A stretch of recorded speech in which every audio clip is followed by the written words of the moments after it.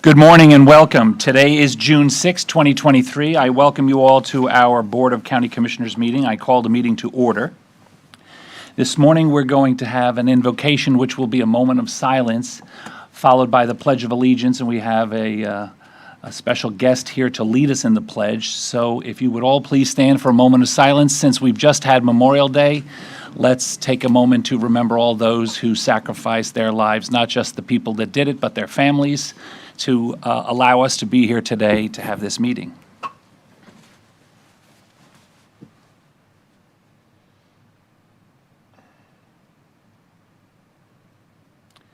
Thank you. Now it's my pleasure to introduce Timothy Wojenar to lead us in the pledge. Sir, welcome and good morning.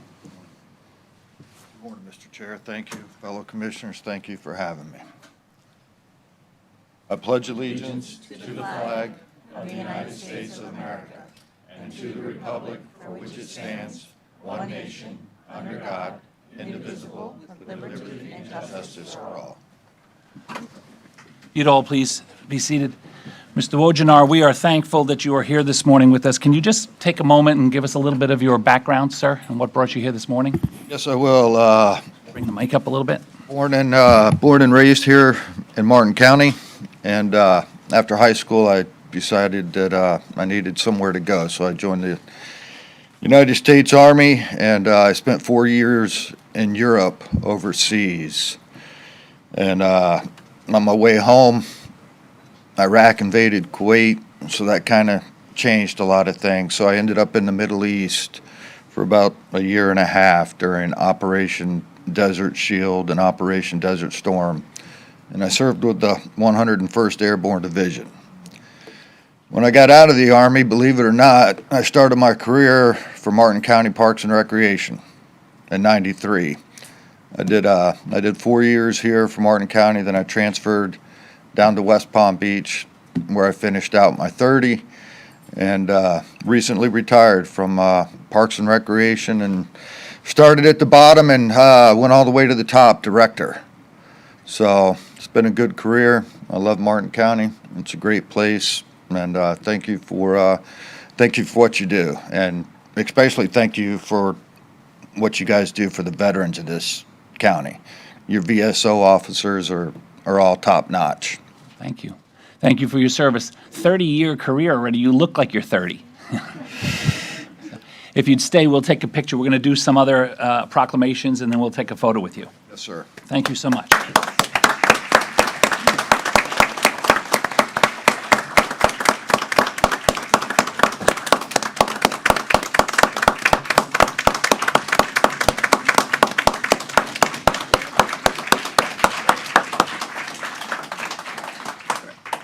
We don't give those away for free. You have to earn them, and you have. So we appreciate you. Okay, so we have the agenda to discuss, and then we'll get into some proclamations and some special guests. We're going to have a couple of presets. Let me put my glasses on so I can see what this says.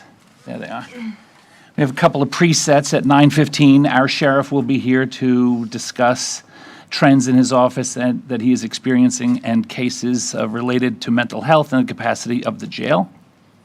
At 9:45, we're going to have a Martin County Mental Health Court presentation. At 10:15, we're going to have golf course best management practices.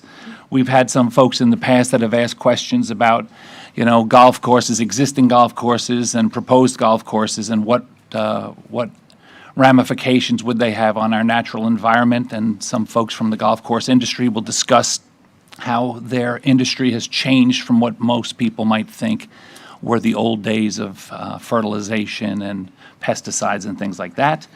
At 2:30, we have a request for a private attorney-client session concerning the case of R. Eric, LLC versus Martin County, case number 23-14109, CIV, Cannon.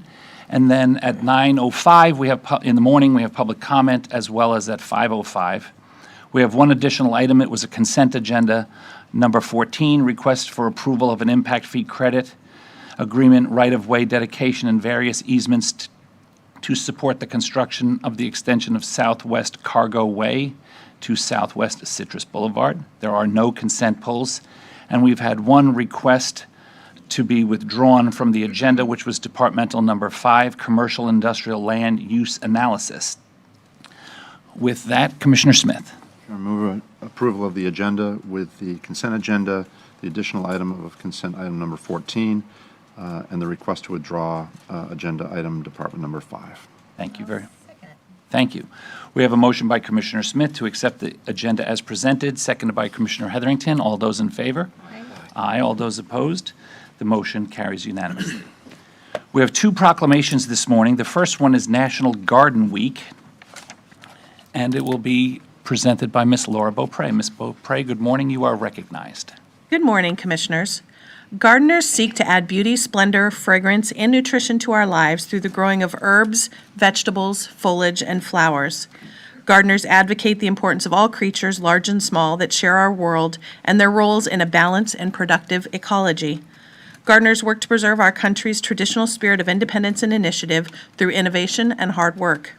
Further, during National Garden Week, June 4th through the 10th, the board acknowledges the importance of gardening and the numerous contributions of our gardeners. And here to accept, we have Rosita Aristoff, who is president of the Garden Club of Stewart.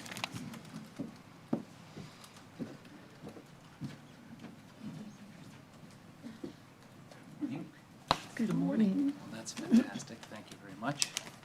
I'm trying to make a gardener of you. Well, I'm already a gardener.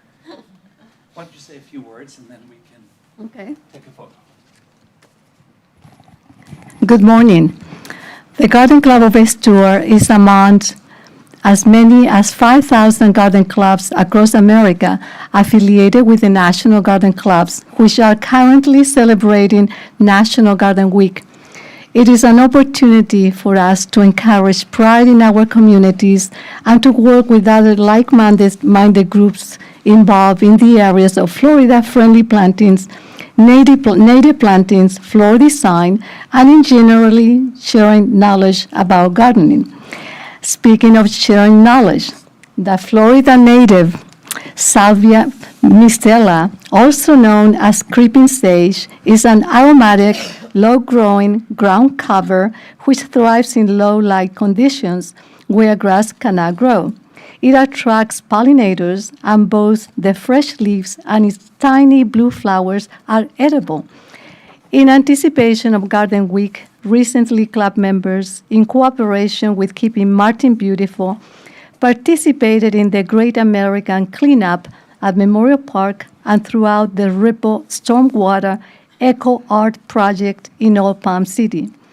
And as in the past, this week we have placed floral arrangements at each of Martin County's public libraries. So on behalf of the Garden Club of Stewart, I thank the Board of County Commissioners for recognizing with this proclamation our efforts to beautify the community. In closing, I will leave you with this quote from Abraham Lincoln. "We can't complain because rose bushes have thorns, or rejoice because thorn bushes have roses." Thank you so much.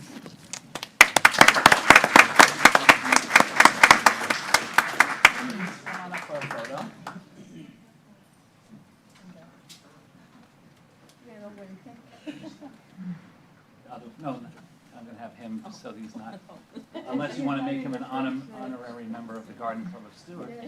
He's got a Parks and Rec background. We need new members. Please welcome. And there's 3 extra. All right, we're going to have everybody shift a little bit this way. Thank you. All right.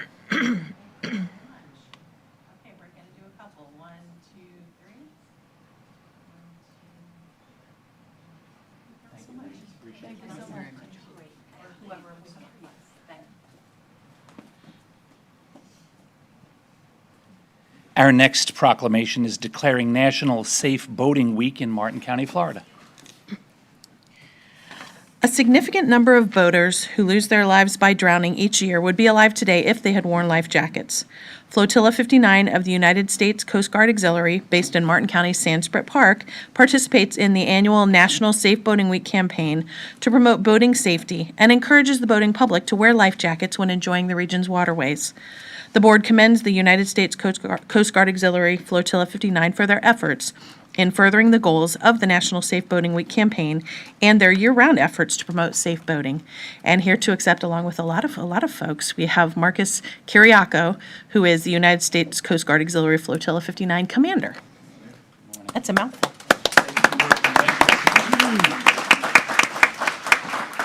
Thank you to the commission. Flotilla 9, we were established in 1942 here in Stuart, Florida, and through all these years, our mandate has been recreational boating safety. Along with your guidance and participation throughout the years, hopefully we've been able to save at least one life and make it safer for everybody here in the county that enjoys our wonderful waters to be safe and to enjoy their time here with us. And for your assistance and all the guidance that you give us, we're very grateful, and thank you very much. Thank you.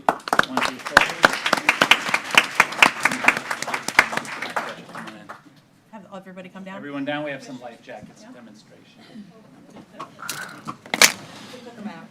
So you don't have them anymore? We've got them, but we didn't know that you wanted them. I would, They're floating my car. Yeah, no, that's okay. Take the picture. No life jacket. No life Everybody went to swimming classes.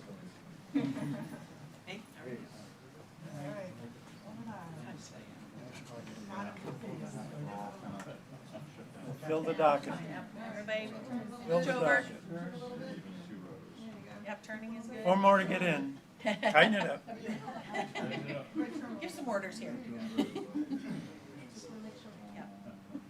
photographer has control. Mr. Camp, right in the center.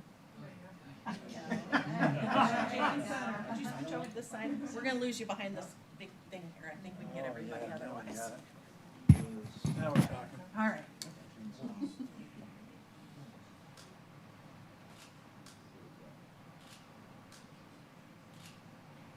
keep smiling, please. Thank you. 1, 2, 1 more. Thank you very much. Oh, thank you, we appreciate it. Have a wonderful day. Stay. Don't lose your ribbons this year. Just forgot all about you. I use that. I use the chair. Yeah. Every so often. They have those at the courthouse. Yeah. I probably made someone a million.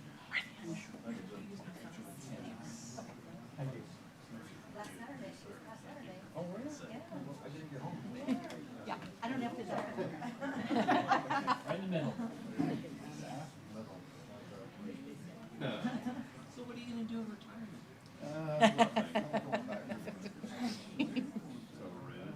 Retirement's overrated. What? No, I'm living for that day. All right, everybody smile, please. 1, 2, 3. Just keep smiling like we're paparazzi. Perfect, thank you. Thank you very much. Yeah, we got this. Good one. Yeah. Nice to meet you. Can use your permanent. Your paper. We got a spot for you. What do you know about golf courses? Too young to retire. Could have had you sing. Yep, years ago, though, I have no intention of retiring. before me. I'm gonna use Diane Although Fine. it doesn't make any sense. It Yeah. Jesse Helms. was in the 90s. Thank you very much.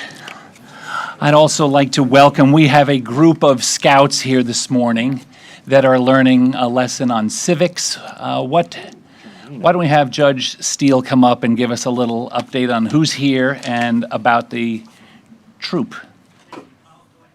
No? Fantastic.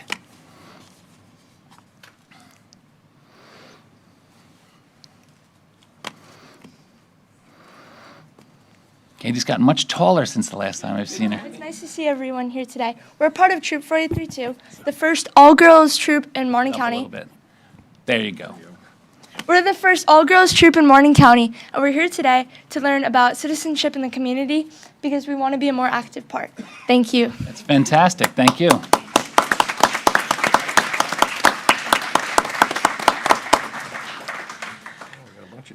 So oh, yes. Coming up? No, not just yet, right? When a judge starts walking towards the front of the room, you let her speak if she wants to. So we went from the Coast Guard flotilla, a group of fine Martin County citizens wearing uniforms, to the first female troop wearing uniforms, which is a fine group of Martin County citizens, to now a remarkable group of individuals wearing uniforms that we will hear from in a little bit, our sheriff and his members of his department. We welcome you. We have several request to speak forms. If you would like to speak this morning, either on a general topic or on an agenda item that you won't be able to stay for later in the day, you can fill out one of our request to speak forms and give it to our bailiff, and who's right there, and then we will add you to the list. If you do speak this morning on a topic that we're going to hear about later, you cannot speak again later, so you could decide if you want to speak at the agenda item or this morning. You'll have 3 minutes to address us, and at the 2-minute and 45-second point, you'll hear a tone. It doesn't mean to stop. It means that you have 15 seconds to sort of finalize your thoughts, so we don't just cut you off. Some folks do like to take longer, but in fairness to those that are behind you, we try to keep it to the 3 minutes. If you do address an issue, our staff has your information, and although we sometimes do immediately respond, quite often we try not to keep the meeting moving along, but our staff can always reach you after the fact. Our first request to speak form is Mr. Richard McDonald. Good morning, sir. I thought nobody was going to be here today, and I got. No, first speak into the microphone, otherwise people at home can't hear you. I got the sheriff here and 2 judges, Yeah. and I know everybody up here too, so, okay. So, good morning, County Commissioner, the sheriff, and the judges, and everybody else. You know, I was told once before I got to start the dialogue on something, so it's like the fairgrounds. Okay. So, you know, when somebody says Martin County, what do you think about? I think about good families, great families. And during that, you know, me and my wife, we raised three kids here. They're grown now. During that time, we did the motocross. We met more great families. Recently, I went to KTM and spoke to Joe. And I asked him about what was going on with the track at the fairgrounds. He said it was on hold for like $2 million or something. He had to raise that. And I said it should be no problem. You know, it's not really a lot of money. Jeff Bezos made $175 billion in 1 month, so $2 million is not a lot. And you know, it brings Martin County families together. It's a great sport. You know, we could put a dog park there, picnic tables, a concert stage. Christ Fellowship is down the block, country artists to make it a family event type of thing. And we probably only need like 10 donors in the area for like $200,000 each. You know, I would put up some money. So there's our first 200,000 right there. Well, I'm close. When my wife finally kicks me to the curb, I'll have 200,000. Well, we don't want. So until that happens, Opposite. That's she normally doesn't the want her. opposite. You know, sometimes she wants to get rid of me, and then sometimes she doesn't. She drags me back. So and people say, "What am I going to get out of it?" And you know, I want to believe the Bible's true. So it says, "What I do for others, God will do for me." So that's why I try to do these things. And if anybody sees me on TV and they're afraid to come up here, I would be happy to speak for them as long as it's not going to get me locked up or put up in front of the judges. I'll be good to go, and that's it. Thank you, sir. Appreciate you. Let's get a little round of applause. Our next request to speak for him is Mr. Tom Pine.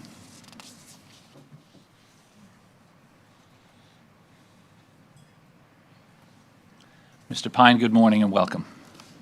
Commissioners.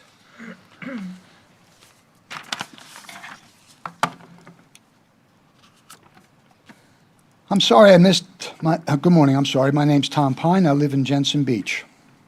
I'm sorry I missed the presentation by our county administrator on the way Martin County pays its bills as per the chairman of the board requested. He stepped on many of the checks and balances that are in place to protect for the proper paying of our bills. I believe the presentation was directed at me, in fact. I have no problem with how Martin County pays its bills. The problem I have is how our county government manipulates the consent agenda to hide from we the taxpayers of Martin County where our tax dollars are being spent. It's that simple. In reality, the presentation was no less than a first-class dog and pony show. I would rate it a AAA because it was recorded, so it didn't include any of the typical innuendos and double talk that many dog and pony shows do. The objective of a dog and pony show is to try to change the narrative. The commissioners won't directly answer my complaints about the improper use of the consent agenda, and I will never stop bringing it up until a court of law intervenes. I recently brought the latest edition of Robert's Rules of Order to see if there's any exceptions for things like special deals for your friends in the Martin County Chamber of Commerce for rent of county-owned buildings or office space. I didn't find any. I'd like to see if putting cost overruns in the county projects like the county golf course was to be permitted to be put in the consent agenda. I didn't find anything. Hidden in today's consent agenda consent 1 will award a contract for $745,601 to Car Edge Construction for intersection improvements. This is not a routine expenditure, therefore it does not belong in the consent agenda. It's that simple and plain. Democracy dies in darkness, and our county government is moving full steam ahead on this issue. It's that time of year again, graduations everywhere. I listened to actor Tom Hanks give the commencement speech at Harvard. I would encourage everyone to check it out. He was his typical brilliant self. Once again, the Martin County Chamber of Commerce wins big. The rural lifestyle was approved with the help of our governor. Sad but true. I wasn't surprised since I watched the Costco project get approved only a couple days after one principal made a large donation to the governor's political campaign. What you permit, you promote. What you allow, you encourage. What you condone, you own. Thank you for your time. Thank you, sir. Our next request to speak for is Ms. Patricia Jones.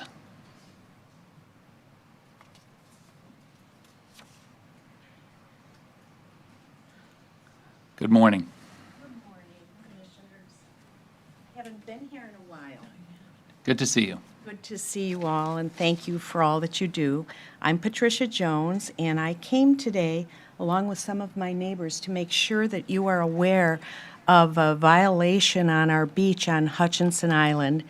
The two homes across from the public store have gone ahead and installed a post and rope fence barrier for a long distance along the beach.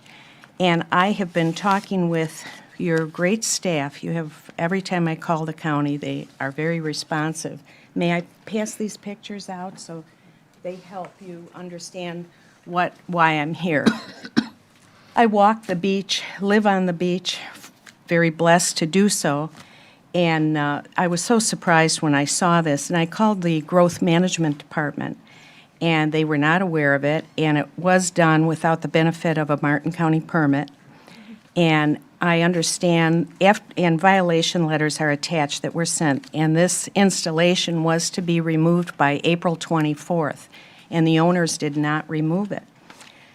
Now they have an attorney dealing with the staff, and I understand these things need to be due process. People need, so the staff is dealing with it.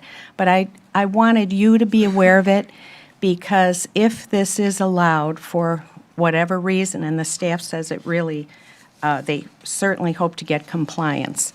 But should that not happen, it sets a very dangerous precedent. There are, as you know, so many properties along the beach We're recognized for our pristine, beautiful beaches and our unique wildlife and environment.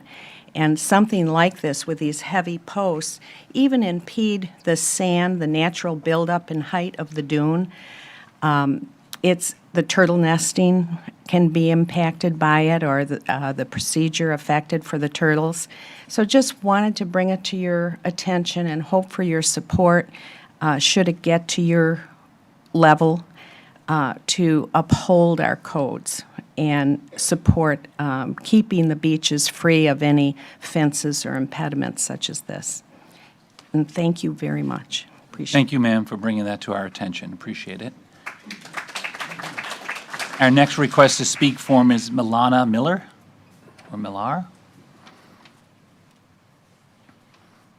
Good morning.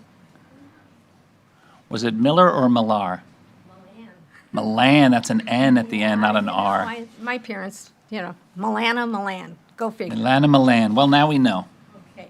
Well, thank you for allowing me to speak. After Patty's presentation, I don't know how much more I can say because she gave you all the facts and a lot of the reasons. And yes, I too live there on Hutchinson Island. And my biggest concern is that I understand that we're blessed to live there and that it is a public beach. That's important. We have public access and public parking. We should be proud of that. Or do we want to be like Sarasota? No parking? Limited access? I live next door to public access. And yes, the public comes in, they fill the beach, they're respectful, they're enjoying our wonderful natural resources. Do we have people that have, on occasion, come up on our dune looking for bathroom facilities? Yeah. Do they go away? Yeah. Are they respectful when they understand they can't go into the dune? Yes. And as Patty said, I'm concerned about the turtle nesting. We have so many nests there.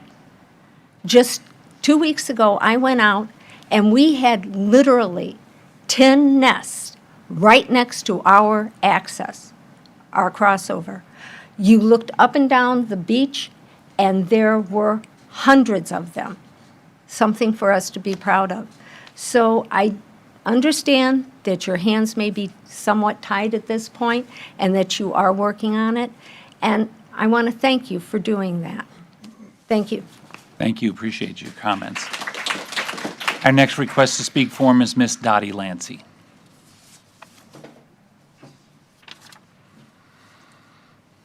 Miss Lancy, good morning. Good to see you.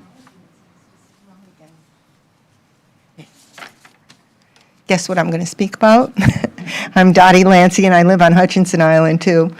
And I'm a member of a group that we have formed. I'm not speaking here for the group, I'm speaking for myself, but I am a member of a group that's over there called the Hutchinson Island Preservation Initiative. And we formed a couple years back in order to preserve the natural beauty of Hutchinson Island. And I've come here to speak today on this issue of constructing fencing in the dune and in front of private houses there. It seems that there are 2 adjacent properties that have recently done so, the first ever in the island's history.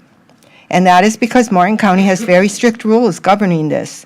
The residents have abided by the rules and actually love these rules because for many different reasons, I'm not going to go into all of them, but people have been very respectful of these rules, and they are grateful that we have them, and we have such wonderful beaches that have such a wonderful reputation. In our state, people come from south to spend the weekends up here because it is so lovely. When I was fortunate to build my dream house on the ocean almost 20 years ago, it took me 3 years to accomplish it because I had to deal with the county, with the state, and with the federal regulations. All of them apply to coastal construction. I had to meet the requirements of all the government entities. When I learned of the fences, I spoke to an official in the State Environmental Protection Agency, and I asked about the state regulations and requirements for fencing in the dunes, and if their rules superseded the local ones. She said definitely not. State and local governments work together, and homeowners are subject to all of the rules, federal, state, or local. If that's the case, I'm here to ask the Commission to enforce our local rules that prohibit fencing in the dunes.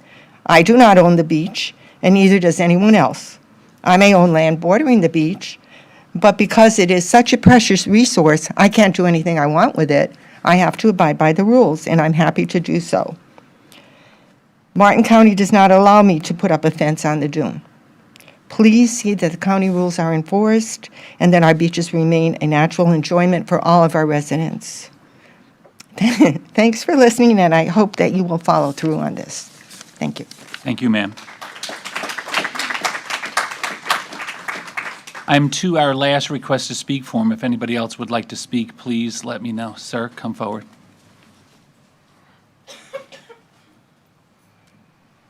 Please state your name for the record, sir. Name is John Canavan. I also live on Hutchinson Island.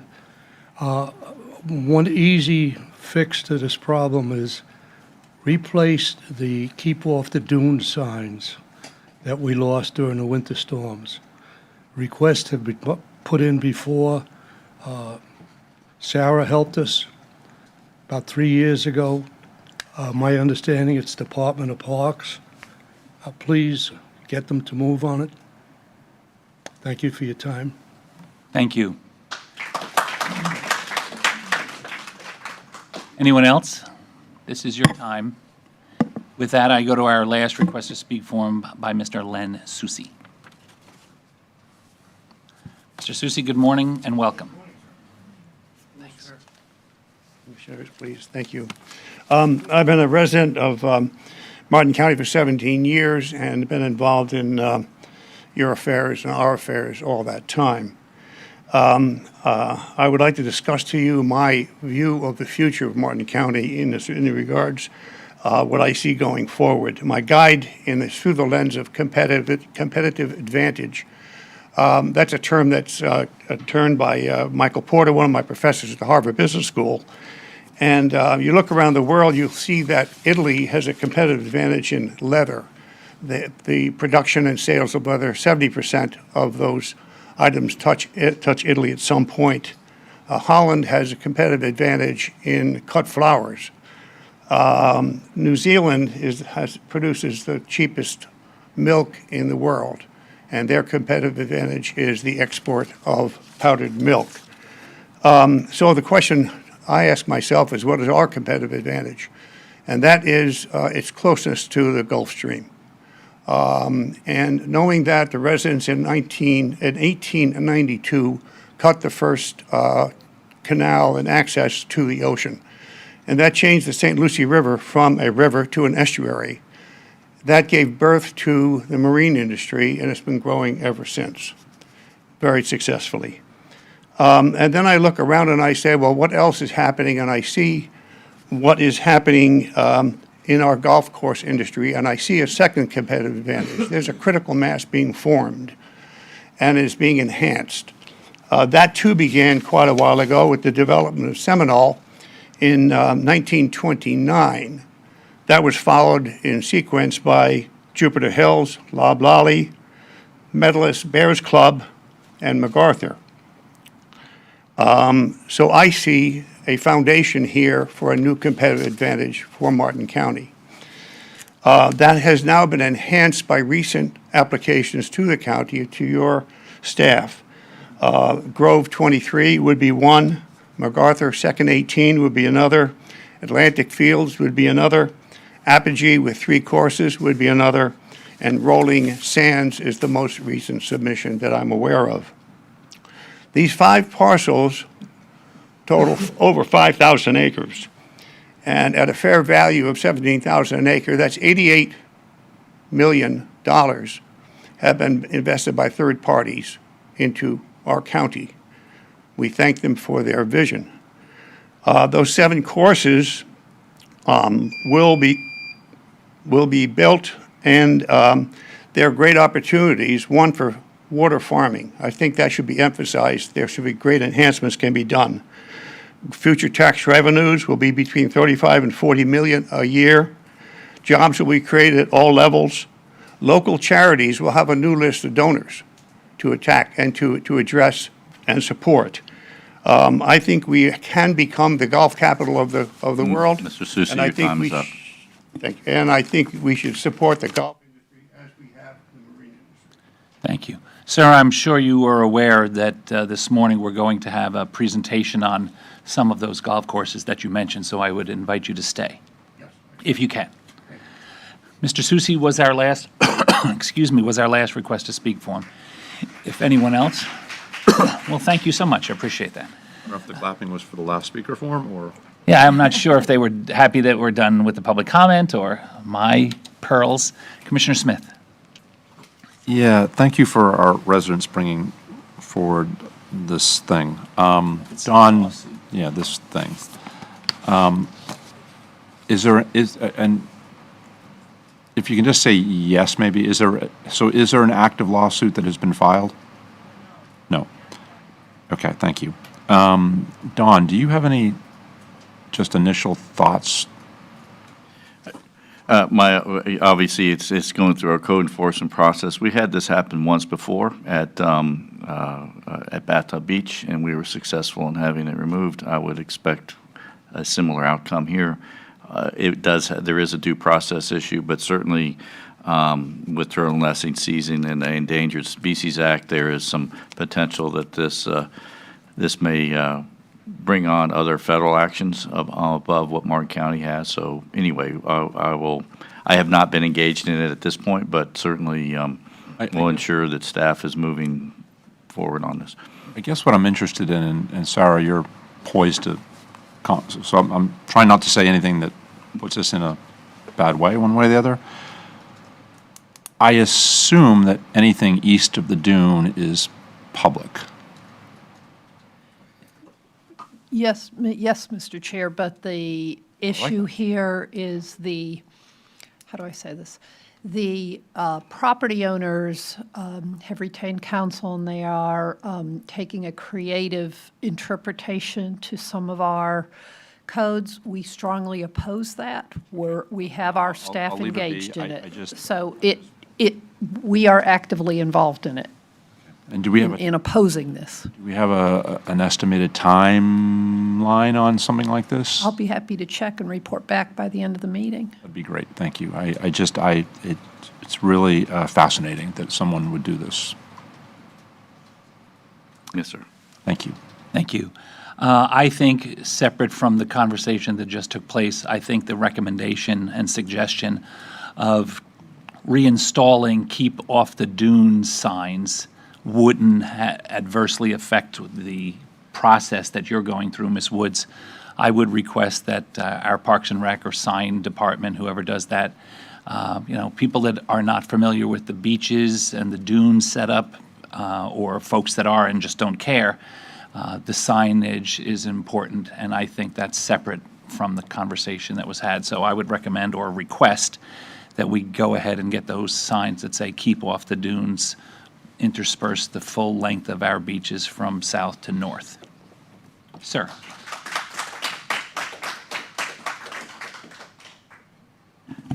Certainly at the public beaches, we can do the full length of the beach. I would like to report back on the ability to do that, but certainly we can do it within our provisions and may be able to encourage it in front of other private properties. But I agree. within the limitations allowed by law, we will. With a couple of judges and the sheriff here, yes, I agree, within the limitations of the law. But I would also offer it as a service to private property owners, because I'm assuming they don't want people in the dunes closer to their homes either. So there you go. That's that. We will go to commissioner comments before we make the sheriff wait any longer. Commissioner Smith. I'm all set. I've been here a long time. I don't ever recall ever seeing anything quite like this before. You know when they say pictures are 1,000 words? 1,000 words, that picture right there with this on the beach, that's 1,000 words. Is that it? That's it. Commissioner Heatherington. All set this morning, thank you. Thank you very much. Commissioner Jenkins. I'm good too, thank you. Wow, good. Commissioner Hurd. Set. I will also be set on that regard as well. Mr. Donaldson? Nothing for me, sir. Ms. Woods? My Cracker Jack staff has just advised me that we're trying to schedule this, the issue on the island before the code enforcement magistrate in July. Thank So you it very will much. be, the case will be, is bringing for an enforcement. Thank you. Yes, sir. It would still be helpful to understand the, regardless of how it's being interpreted by some group, it would be interesting to know purely on the turtle nesting issue, have we, I mean, if we were to have gone out and done this, Martin County, I'm assuming somebody would make us remove it immediately as a result of turtle nesting. I mean, we can't do beach restoration work during turtle nesting season. We can't do anything out there during that season. So I think what would be helpful is some kind of feedback this afternoon, a little bit deeper than it's been scheduled for July, because that's now a month and a half from now, right? We're June. So I'll find out whether or not the U.S. Fish and Wildlife has been notified of this and the Florida Department of Environmental Protection. If they have not, then we'll make sure that they have been. That would be super helpful. Thank you. Thank you very much. Okay, we will go to our first item of the agenda is reports and proposals. Number 1, Martin County Sheriff William Snyder would like an opportunity to do a presentation on the trends his office is experiencing in cases related to mental health and the capacity of the jail. And with that, it is my honor and pleasure to welcome our Sheriff, William Snyder. Sir, welcome, and your team.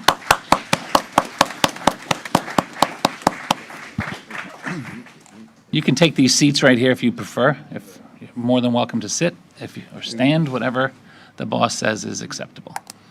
Chairman Campy, good morning. Chairman Jenkins, Commissioners Hurd and Hetherington Smith. Thank you so much for allowing me an opportunity to come up here and just share with you some observations that we have. Before I start, I would like to report on the last time I was here. We talked about body-worn cameras. You all were very gracious, saw the need, moved to the what I think was the best position for all of us. And now every first responder in Martin County is wearing body-worn cameras. I actually have one on this morning. It's off, so you don't have to worry about that. But you'll see it right over there on Deputy Pine. He's got it right in the center of his vest. They have turned out to be a marvelous asset for officer safety and just for a myriad of other reasons. So thank you so much for doing that. Before I start, I do want to make note that we're going to give you a presentation that includes some photographs of injuries that have occurred in our correctional facility as a result of this phenomenon that we're going to talk about. I'm not sure, but I think we have some young people back here. So if you're with the young people in the back and you're their chaperone, be warned that some of these pictures are graphic, nothing sexual in nature, but they are injuries, and they are very disturbing pictures. But I thought it was only fair to the commissioners that you have a kind of a sense of what we're talking about. So if they want to take a break till the next, that's up to them. Why don't we stop for a moment and I'll allow them, if you would prefer that they're. Thank you. So they're behind me, they're staying. Okay. No, they're stepping out. Oh, they're stepping out. Yeah, I think that was the right choice. I have with me today our corrections major, John Cummings over here, Captain Perkins.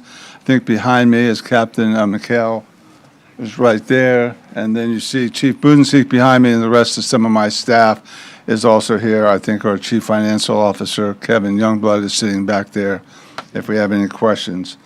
What we want to talk about today is trajectory. I want to talk a little bit about where we are today and where I'm afraid we're going and where I think we should be. And whenever you talk about trajectory, I'm always thoughtful of a shooting analogy. If I go to the range and I'm at 3 yards and I draw and fire and just miss the very center by a meter, very small amount, a couple inches, I still get a 5. It's a full hit. If I move back to the 7-yard line, I fire and I miss the same proportion. Now it's about 4 inches. I still get 5 points. At 15 yards, this exact same trajectory that got me right on the money at 3 is now missing the center of the target. So I paint that picture because I think it's important for us this morning to get an idea of a trajectory.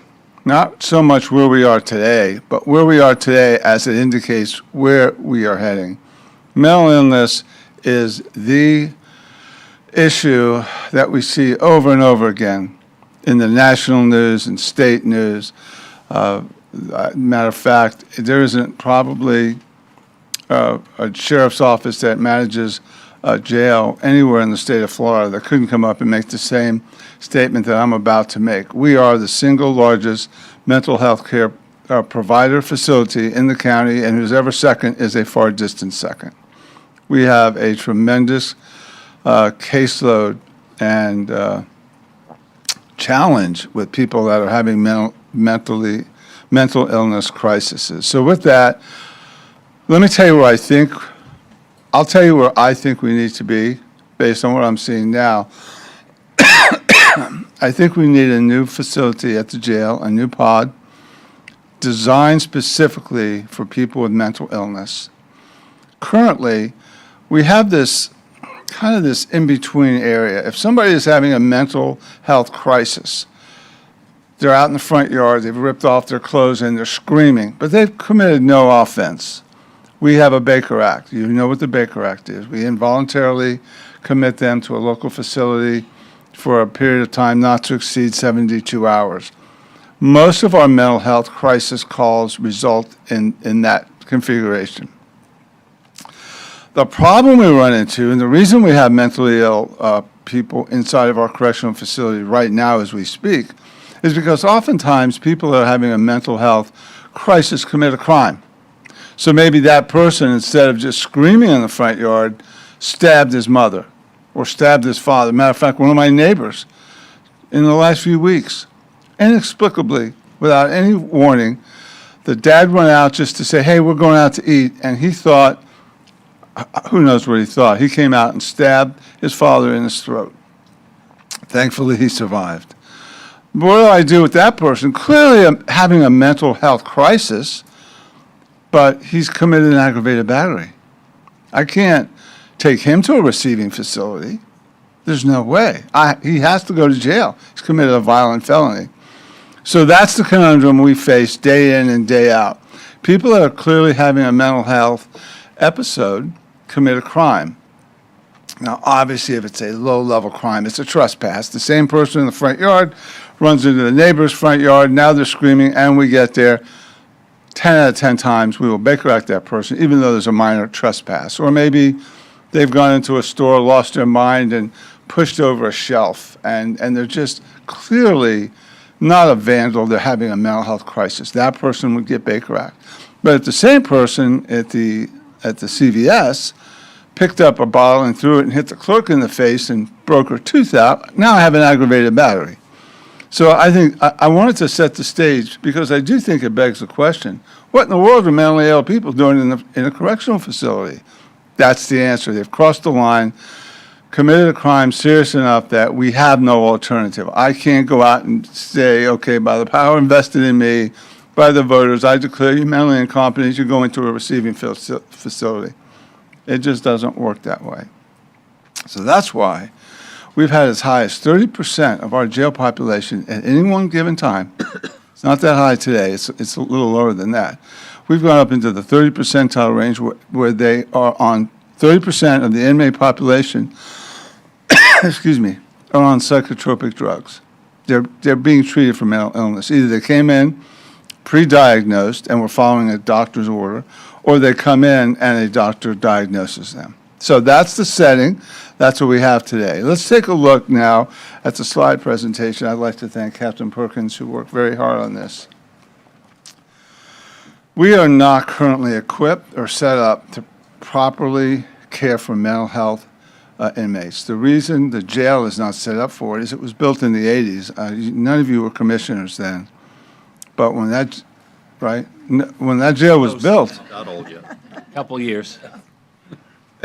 when it was built, there was nothing like we see today. This is a whole different day. So it wasn't built around the concept that up to 30% of the inmates would need mental health care. It just wasn't. It was built for people driving under DUI and shoplifters and violent felons and spouse abuse people. Fast forward today, that same facility does not work. We are tasked, we're challenged with legal standards. Take a look at those. We'll go through them real fast. Misdemeanors will be separated from each other. We don't have a choice. And this is the beginning point for what we have to talk about, and that's classification. Whenever I talk about classification, I'm talking about what we are legally required to do to keep inmates apart. Males and females will be separated. Sentenced versus non-sentenced should be housed separately. We currently, well, we're going to see in a minute. Did we have the slide that shows the checks? Okay. High felons versus low felons should be housed separately. Mentally ill inmates should be. This is, I love you for the rest of my life. Thank you. That was me, Sheriff. That was At me. least until the end of this meeting. Thank you. Ed Thank you, Campy, Commissioner. CIA, MPI. Gray Sonata.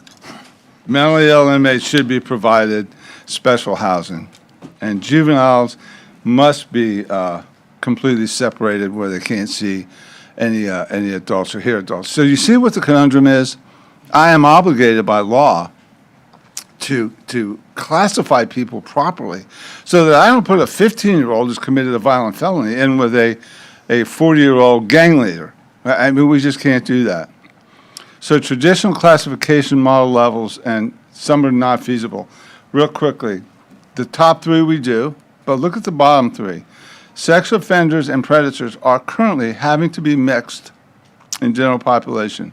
Program inmates, those that are deemed lower risk and are actually, they're doing other things within the jail that are kind of helping them. They're getting a GED or they're mixed in, and then misdemeanors and felons are also mixed in. The law does not mandate those three be separated, but they should be. And a healthy jail and a safe jail would do that. Next. We have 11 classification levels that need to be separated. I'm not going to read all those, but just take a real quick look. This is, again, speaking about the classification challenges that we have every day. You can see them. When you go to jail, we have to figure out, do you have a contagious disease? Are you a member of a gang? Are you an adult? Are you a juvenile? Do you have mental illness? Are you violent? Are you part of a gang? Are you part of witness protection? It is one of the most complex jobs we have in our industry. Currently, as we speak, or when you did the slide yesterday, I assume if there's a change here, it would be negligible. Because of classification requirements and because of the pressure that trying to keep our mentally ill inmates housed separately, we have 17 inmates on the floor right now, sleeping on the floor. Now, they're not on the hard concrete floor. I know you all came to the jail. They're in what we call boats. They're little kind of tent-looking things with a cushion. We have 3 inmates on the floor that are misdemeanors. We have 15 inmates on the floor that are either high felons, sentenced to DOC, lockdown, or special security males. 15 of those people are on the jail. Look, these are our hardcore people on their best day. Give them a clean cot, plenty of food, and good TV, they are still problems. Put them on the floor, and they really become problematic. And then A4, mental health inmates, we don't have any of those on the floor. Over in Pod B2, we have 19 inmates on the floor. That would be female trustees, female programs, lockdown and such. And then our kitchen help, which is an overflow, we have 13 on the floor. That's not good. We're managing. It's not safe. So the jail layout with the new pod, if you take a real quick look there, what we would have, this is what we would want. This would be the best layout.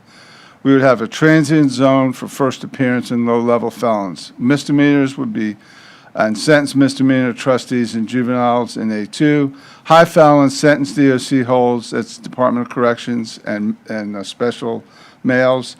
Then we would have high and low felons. So I won't finish it off there, but that would give us a very fine-tuned classification purposes, which would keep the inmates safe, and more importantly, it would keep my correctional personnel safe. So you see what we're trying to do there? We're trying to diffuse the conglomerate that we have now.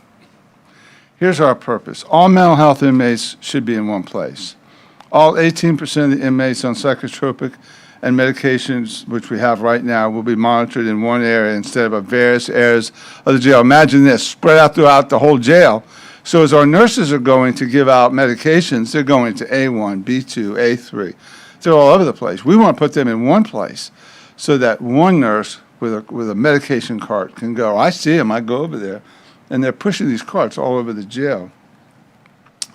Mentally ill inmates would have treatment and a plan of action. It would reduce the tension and anxiety among the mental health inmate population, and the mental health clinician will be on the site with them, space available. Right now, they're spread out, and there's no separate space for staff, so they're over temporarily, or probably until this gets rectified, they're over in the medical wing, and they're back and forth all the time. This would be what the new stepped-on idea for a mental health unit would look like. I'll let you take a look at that. But you can see what we're doing there. They come in zone 4, so they start. That's when they're having their crisis. They're the most decompensated. We're going to show you some pictures in just a bit. These are men or women that are coming in screaming, trying to bite their tongues off. They are completely decompensated. This staff, these are not mental health professionals. These are cops doing the best they can. Once we've got them calmed down, we can move them into zone 3. That's for treatment. And we try to get them back, give them back some of their items, get them on their meds. In zone 2, we would start integrating inmates together. That's critical. Right now, unfortunately, we have some mentally ill people that are with others that are not mentally ill, and you're going to see some pictures in just a minute. And then at the end, if things go well, we would move them into zone 1, which would be the general population for mental health. We're going to show you some pictures of what that housing would look like, and I'm trying to be very sensitive of your time this morning, but I think this is an issue that you'll probably want some facts on so you can get some direction. Then we would have a zone for a veteran zone that had PTSD. I think of a man or woman that served their country and is diagnosed with PTSD. We owe it to them, if we can, to get them into their own place. They speak their own language. They understand each other. We think it would be go a long way towards helping them come back out of that dark spot that they find themselves in. And then zone 6 would be a lockdown unit and segregation. That would be the ones that would be the hardest to deal with, right? Okay. Just to give you an idea of the trend line, in 2022, there were 569 Baker Acts, and this year so far, we already have 228. So the amount, that's not directly bearing on the jail, but it gives you an indication of how much mental illness is going on in the community. Fortunately, these people did not end up in jail. Mental health court, take a look at that staggering figure. In 1718, there were 29 diverted. In 1819, 87. In 2021, 172. So when I tell you that the problem is not going away, but moreover getting worse, it's getting worse. It is absolutely getting worse. I don't know where the trend ends up, but it's not going in a good direction. Let's pass that one up. We've kind of talked about that. This is a picture of Indian River County. They're doing the best they can with what they have, but you can see right there, they're doing what I kind of had a vision of doing, and I'm not sure where I'm not tempted to go in this direction, but I believe there's a lot that can be done for environmental design that would help people coming in, having a mental health crisis. If you've been in our jail, it's very foreboding. It looks like a dungeon. I mean, it's a concrete bunker with gray walls and gray bars and harsh lighting and lots of noise. I don't know about you, but when I go home at the end of the day, I want some quiet and some peace, some quiet music. I want to, we all do that. We all try to find a place where we can calm down a little. These people cannot calm down. They come into a mental health crisis, and the lights are blaring, and the doors are clanging, and people are screaming. There's no sound deadening. My vision would be to have a mental health pod where we mitigate that some. This is the Hillsborough County Jail. Look what they've done on the left. They have a military place for the vets, where you see it on both sides. And I think I love that setup. These guys, all guys and gals, they speak their own language. Okay? Sheriff, if I can just say one thing. Can you hear me? Okay. With the mental health population that we have, it did decrease a little bit, and the sheriff already had spoken about that. We have had upwards of 32% of inmates on psychotropic medication. It did decrease, but the reason for the decrease is because they go to DOC, they get sentenced. It's not that they're rehabilitated and gone back out. They've been committed to a state hospital. They've just been released from our custody, but they're still in our community. So we had one person recently who was released 2 or 3 days ago, and he came back last night. So, and he was with us for quite some time. So it's not that it's a decrease, it's just when it's going to come back around again. Thank you, Captain. The pictures are next. And the pictures we're going to go through these pretty quick. I think you'll get the idea, and then we'll wrap this up. Clearly, a mentally challenged person wanted to be the Joker, and you don't have to stare too hard to see it. He cut his side of his lips wide open. This inmate, who's not mentally challenged, was beat up by a mentally ill person having an episode. This fellow cut his head because of the voices he heard. You can see that's a nasty gash behind his right ear, trying to get the voices out of his head. This person does not belong in a jail; it belongs in a psychiatric facility. And even if we get to build a pod, we will not take the place of a psychiatric facility, but we'll do the best we can. This fellow bit a hole in his hand for whatever reason. This guy thought there was a computer chip in his head, and he needed to get it out. That's a pretty nasty cut, obviously needing us medical attention. This fellow just cut his wrist. I mean to say just. This one is gruesome. He sewed his mouth shut so that we would not be able to do life-saving measures if he was to attempt suicide. Inmate was not on suicide watch. We had no idea. But you can see what he's done. He's taken those metal... Oh, where did he get that from? You told me. The lighting. He took the lighting apart and clipped his lips together so we couldn't save his life. He ultimately killed himself in another correction facility. All right. We'll play a quick video. Mentally ill person, that's the best we could do for him. He was in segregated housing, kept him away from everybody, and he figures out some way to start a fire. That fire's coming from inside his cell, caused smoke damage, and was very disruptive. Clearly out of his... This is a mentally ill person who charged past a nurse who was giving her meds, I think. Now she's in the open, and nothing but trouble is about to happen. They're going to do the best they can with her. This place is not set up for this. You look at the hard cracks on the corners of the walls, all that metal. She's beating her head on the wall. This woman needs to be in a special unit with rubber on the wall so we can protect her from getting hurt. They're doing the best they can, but... All right. This one is pretty nasty. Can you, before you start, point the mouse to the offender so they'll see it coming? So, I believe the man with the basketball. And then I believe it's this gentleman right here. So keep your eye on this gentleman Yeah, just watch the guy she just shows. right here. Mind his own business. Boom. He's completely out. We cut the video short. They show him, they get him out of the way so they can keep playing and put him up against the wall. Which one was the mentally ill one? The one who did the punching? Yes. The puncher? Mentally ill. Should not have been in there. Then this one shows the distinct, the present danger to our deputies. This guy comes out fighting. Those are two big corrections, guys. But this is the danger to our people. They can go over that rail And our personnel are hurt all the time. This goes on day in and day. These are not anomalies. I could show you films. The deputy ended up getting stitches, and the inmate did verbalize that he was trying to throw him over the railing. And we have deputies that are not quite that large. We could have been in trouble if two of our, point out before we start.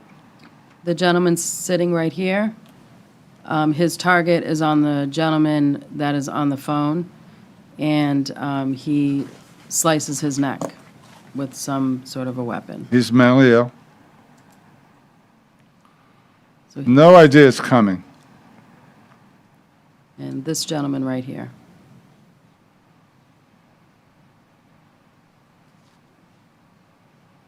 These people should never have been together. Fortunately, he didn't kill him.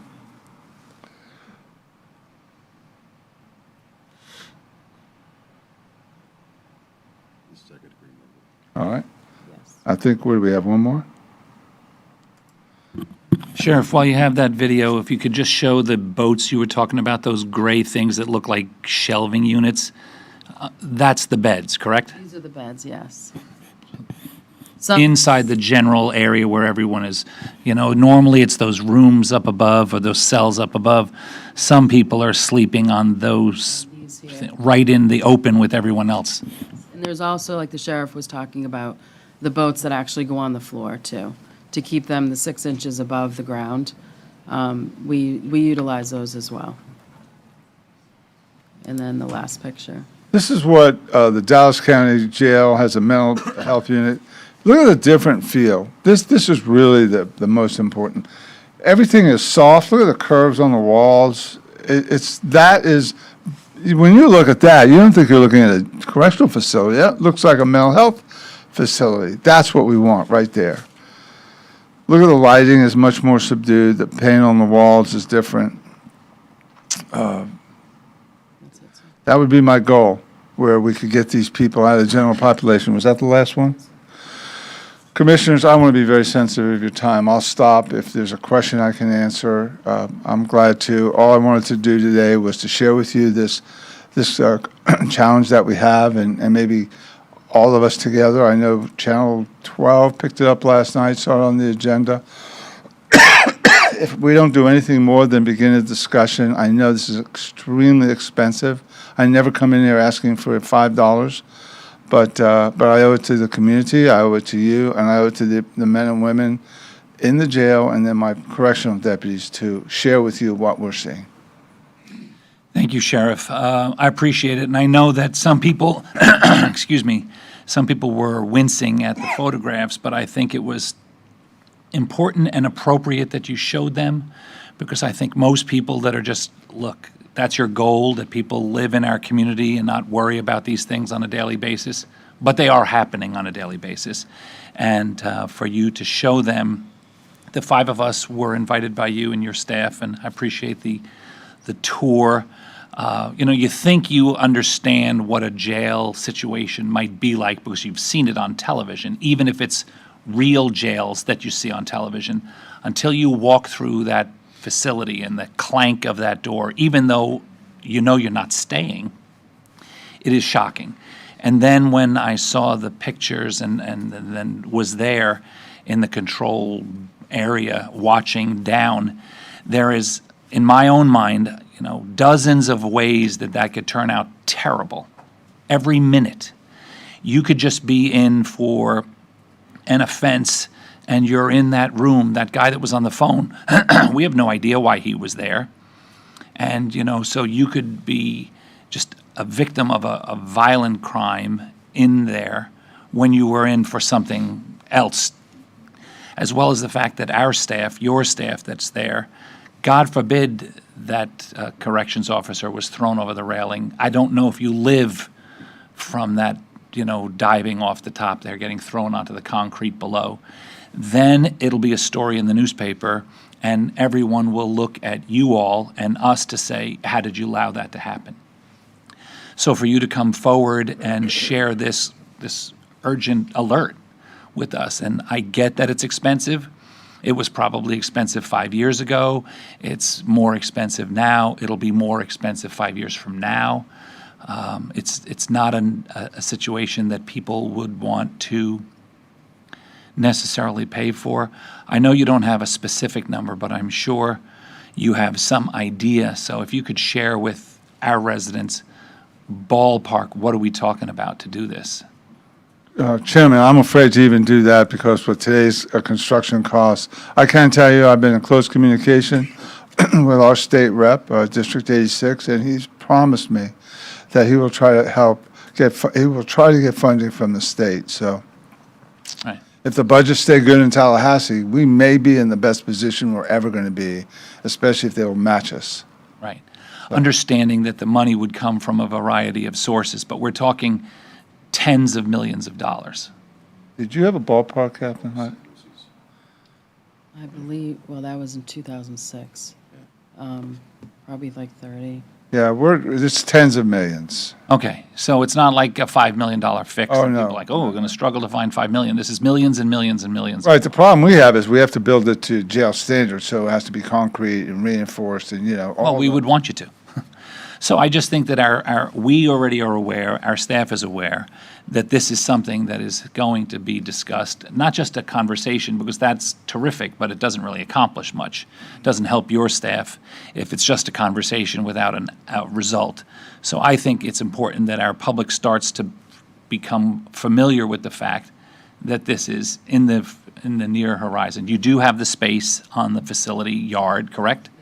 So it's a process that you're not just bringing this up for the first time today. We have several lights, and we'll just start left to right. We'll start with you, Commissioner Smith. Thank you, Mr. Chair. Sheriff, thank you, and your staff, thank you, and thanks for the tour, sort of. It's my second time in there. I just don't want to ever go back there again. So this Dallas facility, if that is the model that you're looking of some shape, form, and fashion, do you have, like capacity-wise, how big was the facility? Any thoughts on what this thing is that we're looking at? We were just we were Lean in on the mic a little bit. I'm sorry. We were actually just looking at different types of facilities. There's different types of mental health facilities with different construction. We weren't really, this was appealing to the eye, and it's, like the sheriff says, it was very non-correctional. When you look at it, it doesn't really look like a correctional facility. As far as the capacity goes, I think it all depends on what the numbers are as we move forward. Okay. I was just curious. It would appear that there's a huge gamut of choice of where you can go with this thing. And so hopefully we can work with you, our staff can work with you and understand what that looks like. And is it for 150 inmates? Is it for 50 inmates? I mean, that's sort of We're looking more towards maybe 300, actually. in the mental health. Yes, because it'll capacity. be six zones. So you have the step-down program, and then you'll have the veterans, and then the lockdown. So we're looking around maybe 300. Remember, it's like water, it'll seek its own level. If we can divert enough people into that, then we don't have to turn around and try to expand the rest of the jail. And I've also already begun conversations with engineering firms that do nothing but design mental health facilities for jails. So we've started moving it kind of philosophically towards a goal. So hopefully during budget, we will have a better framework of what that looks like, maybe, so that we can at least start having that conversation during budget. Because clearly if it's it will be in the tens of millions category. It's not something that we will just have sitting in a pocket somewhere of cash. So we'll have to figure that out, and if the state can help us, that would be great. On a much lighter note than this entire presentation, congratulations, and what an honor for the facility and the naming of Place of Hope. Thank you. With you and your family, that was really a very special event, and it was very fitting, but also a really nice, well-done event. Thank you, Commissioner. Commissioner Hetherington. Thank you for being here to educate our public today, and I too was able to take the tour. It's not a place I would like to find myself in again, but kind of touching on what Commissioner Smith talked about with capacity, the slide that you showed when in 2017, you were looking at, 87 cases or so, and then 2020, 21 went up to 172. It seems like if that trend were to maintain itself, then, you've got kind of a challenge in forecasting how big of a facility do you want to build in order to, again, if that trend continues, you're going to, be full before you know it if you build at today or even next year's numbers. Commissioner, not to get too far into the world of philosophy and metaphysics, if we don't do something as a community to bend that curve, we're all in trouble. This cannot continue. So whatever's not right in society that's producing these numbers, wherever it is, I'm not preaching, wherever it is, that's the real issue. Housing these people that are broken is putting a Band-Aid on metastasized cancer. As a society, we've got to make some course correction. This is not the answer.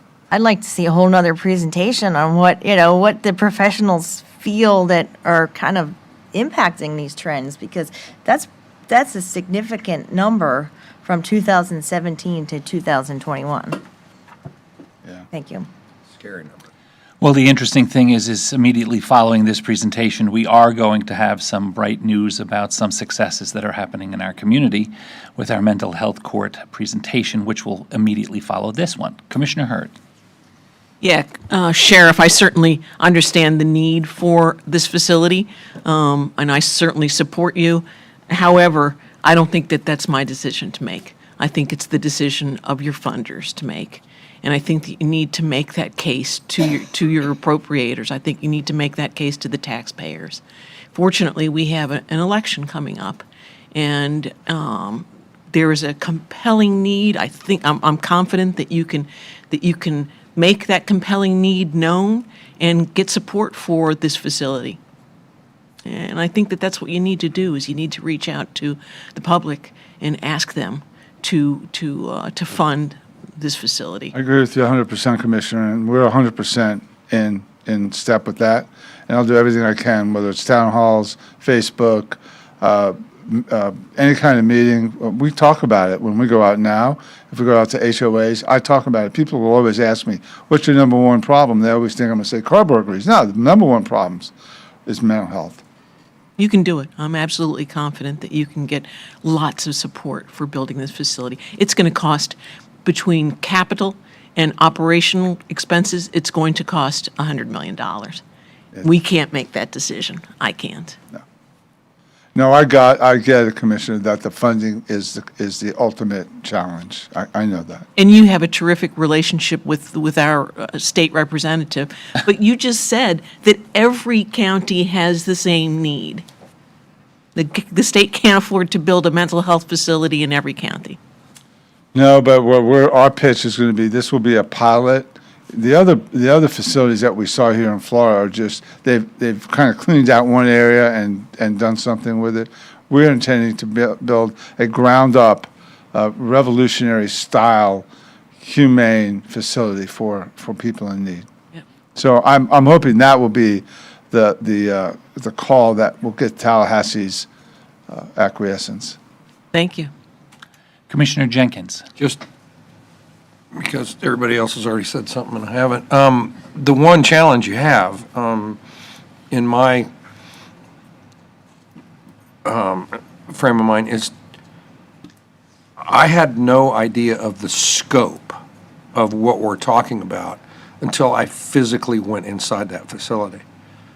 So everybody in the room that's in uniform and the rest of us up here that actually put eyes on it, experienced, smelled it, it's completely different than somebody on the street. So I would encourage you, and I agree with Commissioner Hurd, is reaching out to the public, but somehow coming up with a video or something to immerse them in the experience, right? It was, and I really appreciate you guys spending time with Colleen and I doing that, But it was really and I can't stress this enough, a huge eye-opening experience from somebody that's never stepped foot inside that facility to what I saw. It was a awe moment. So people aren't going to appreciate it as much as what somebody that's actually stepped foot in it and taken a tour of it, right? So somehow doing something like that would be. Well, what we deal with, Commissioner, all the time is out of sight, out of mind. You can drive by 800 Monterey Road, see the barbed wire fence, and know there's a jail in there. You have no idea what's going on. And I understand that, and I appreciate that. And just the less people that know what goes on in there, the better. That means they haven't been inside, and they haven't been in trouble. But I will do my best to what Commissioner Hurd said. We'll put together a presentation, maybe, and I just got an idea listening to you. Maybe we'll start bringing community leaders, chambers of commerce presidents, HOA presidents. We'll do short little walkabouts. You have to be careful with security, inmate. They're not in a zoo. We don't like to put them on display. This is where they live. And I never believe that a jail should be a place for punishment. I think a jail is a place where you transition from being an innocent person to being found guilty and being sentenced and going to DOC or being released back into the community. So we feed them as good as we can. We give them all the rights they can. We don't torment our prisoners. And for those that may want to run to my right and think, no, you should be mean to them so they don't come back, go try it for a while. Go be mean to these people and see what happens. Commissioner Smith? Commissioner Jenkins brings up a really good idea, and then with what you just said, I guess there's a fine line you walk between how much you show, how much you don't show, or can show. But even for the legislature, what might be really helpful is to put together like a walkthrough video to what you can show.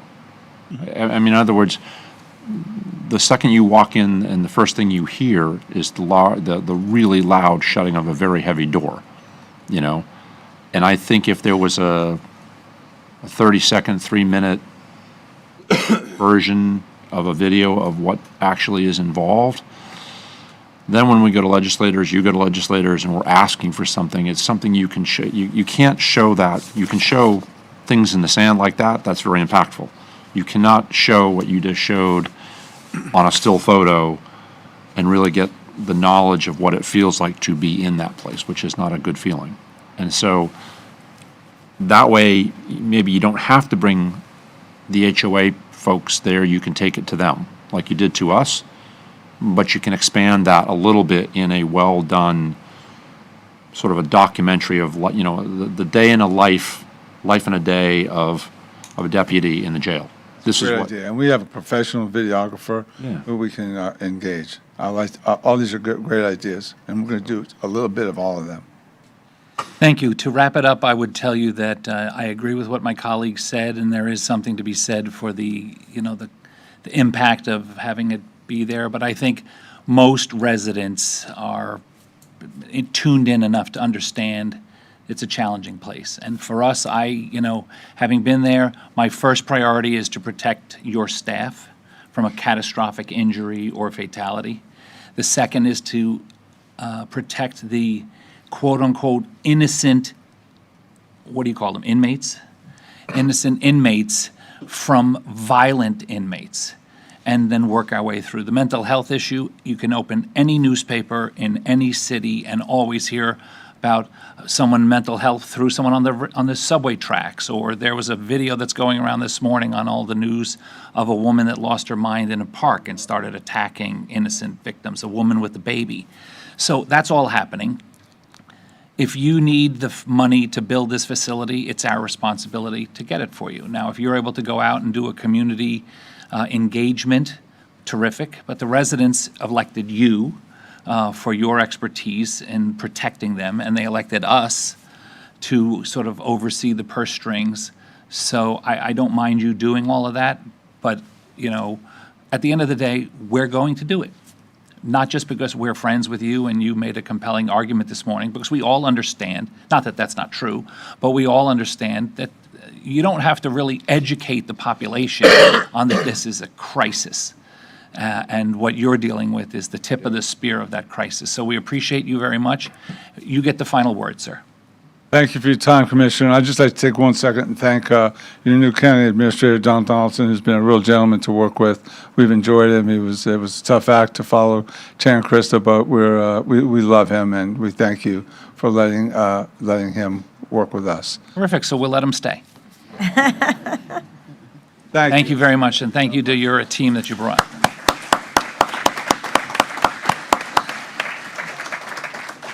Ladies and gentlemen, what I'd like to do is we take about a 10-minute break for our closed captioning people that are typing everything we say. And when we come back at 10:45, we will take Martin County Mental Health Court presentation. It'll give you another sort of aspect of what this issue means to our community. Thank you very much. We'll be back at 10:45.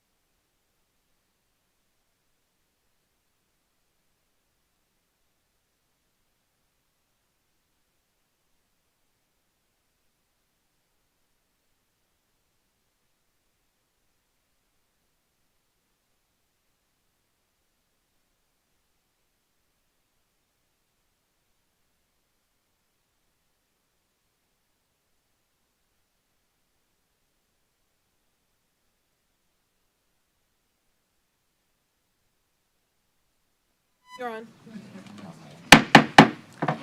I hit the gavel in honor of our esteemed guest this morning, the Honorable Judge Jennifer Waters, who will lead us off in our next agenda item, which is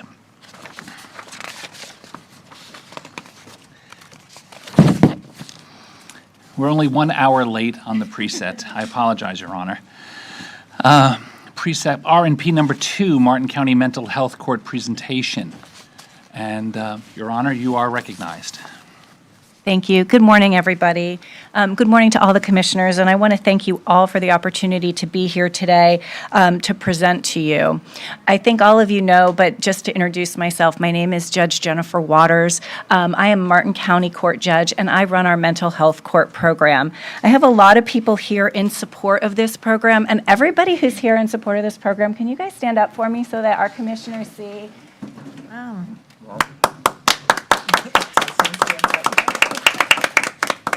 I want to let members of our team actually introduce themselves. Absolutely. My name is Katie Alonso. I am an attorney with the Public Defender's Office. Thank you. My name is Yuri Prague. I am the mental health court coordinator for the county. And we have a great number of people who are here supporting us today. We couldn't make this work without our partnerships with law enforcement and the community. So real quickly, and I don't want to take too much time, but real quickly I want to recognize the people who are here. Law enforcement support, we have Sergeant Andrew Watson and Captain Josh Kloster who are here. Stand up for me. Thank you. I have members of probation here, Lisa Nebling and Cola Gibson. Thank you for being here. I was supposed to have representative from Project Lift here. They made the awesome green shirts. I don't know if anybody made it because Bob Zacchio was out of town, but they made the excellent green shirts that you see people wearing here, so I wanted to give them credit for that. They're my next door neighbors, and my regular job, I will tell them that they got recognized. Thank you. I have representatives here from Coral Shores, including the CEO, Stephen Quintine. Stephen, will you stand up for me real quick? And then I have a bunch of people here from Health and Human Services, including Michelle Miller, who is the Director of Health and Human Services, and Joanna Green, who is the Human Services Administrator. And I know other people were walking in as I was trying to make sure I got everybody, so We're familiar with them. Yeah, I didn't get everybody, I'm really sorry. Elisa Snyder, stand up for me too. Elisa Snyder is the jail licensed mental health counselor. So when Sheriff Snyder did his presentation, Elisa is the person who is working one-on-one every day with the individuals who are housed in the jail who need mental health treatment and medication. So thank you for being here. And for anybody that I forgot, I'm really sorry, I apologize. I'm very glad to follow Sheriff Snyder after his presentation. It was an excellent segue for me because now I get to talk to you guys about some happy news and some positive experiences and how great mental health court is in bringing people back into the community and being stable. And on that note, Thursday morning, we have a mental health court graduation. We do them quarterly. If you guys are available, we would love to have you join us. Our court starts at 10:30. We recognize our graduates, and we'd love to have you there. Okay. And you can zoom in. And you can zoom in, yes. Okay, excellent. All right, I'm going to start with a short video that just gives you a quick overview of what our mental health court program is.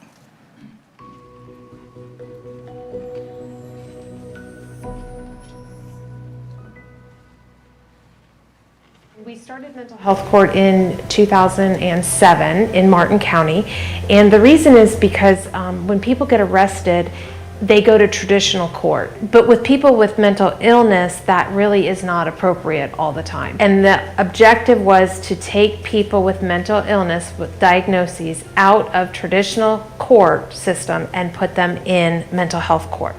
When someone comes in, when we get referred a case, we have a case manager who does an assessment, and she does a whole needs assessment. Then she makes recommendations. They will have to come to court. The judge meets within a staffing situation before court, and we all give our input as to what's happening with each client. Then we go on the record and the clients come in and the clients come up and talk to the judge. We have people on the A team, which means they're doing really super well, and they get incentives and accolades. And if someone's not doing so well, if there's been issues, then she talks about those too, and then there can be sanctions. So why are we doing this, and does it do any good?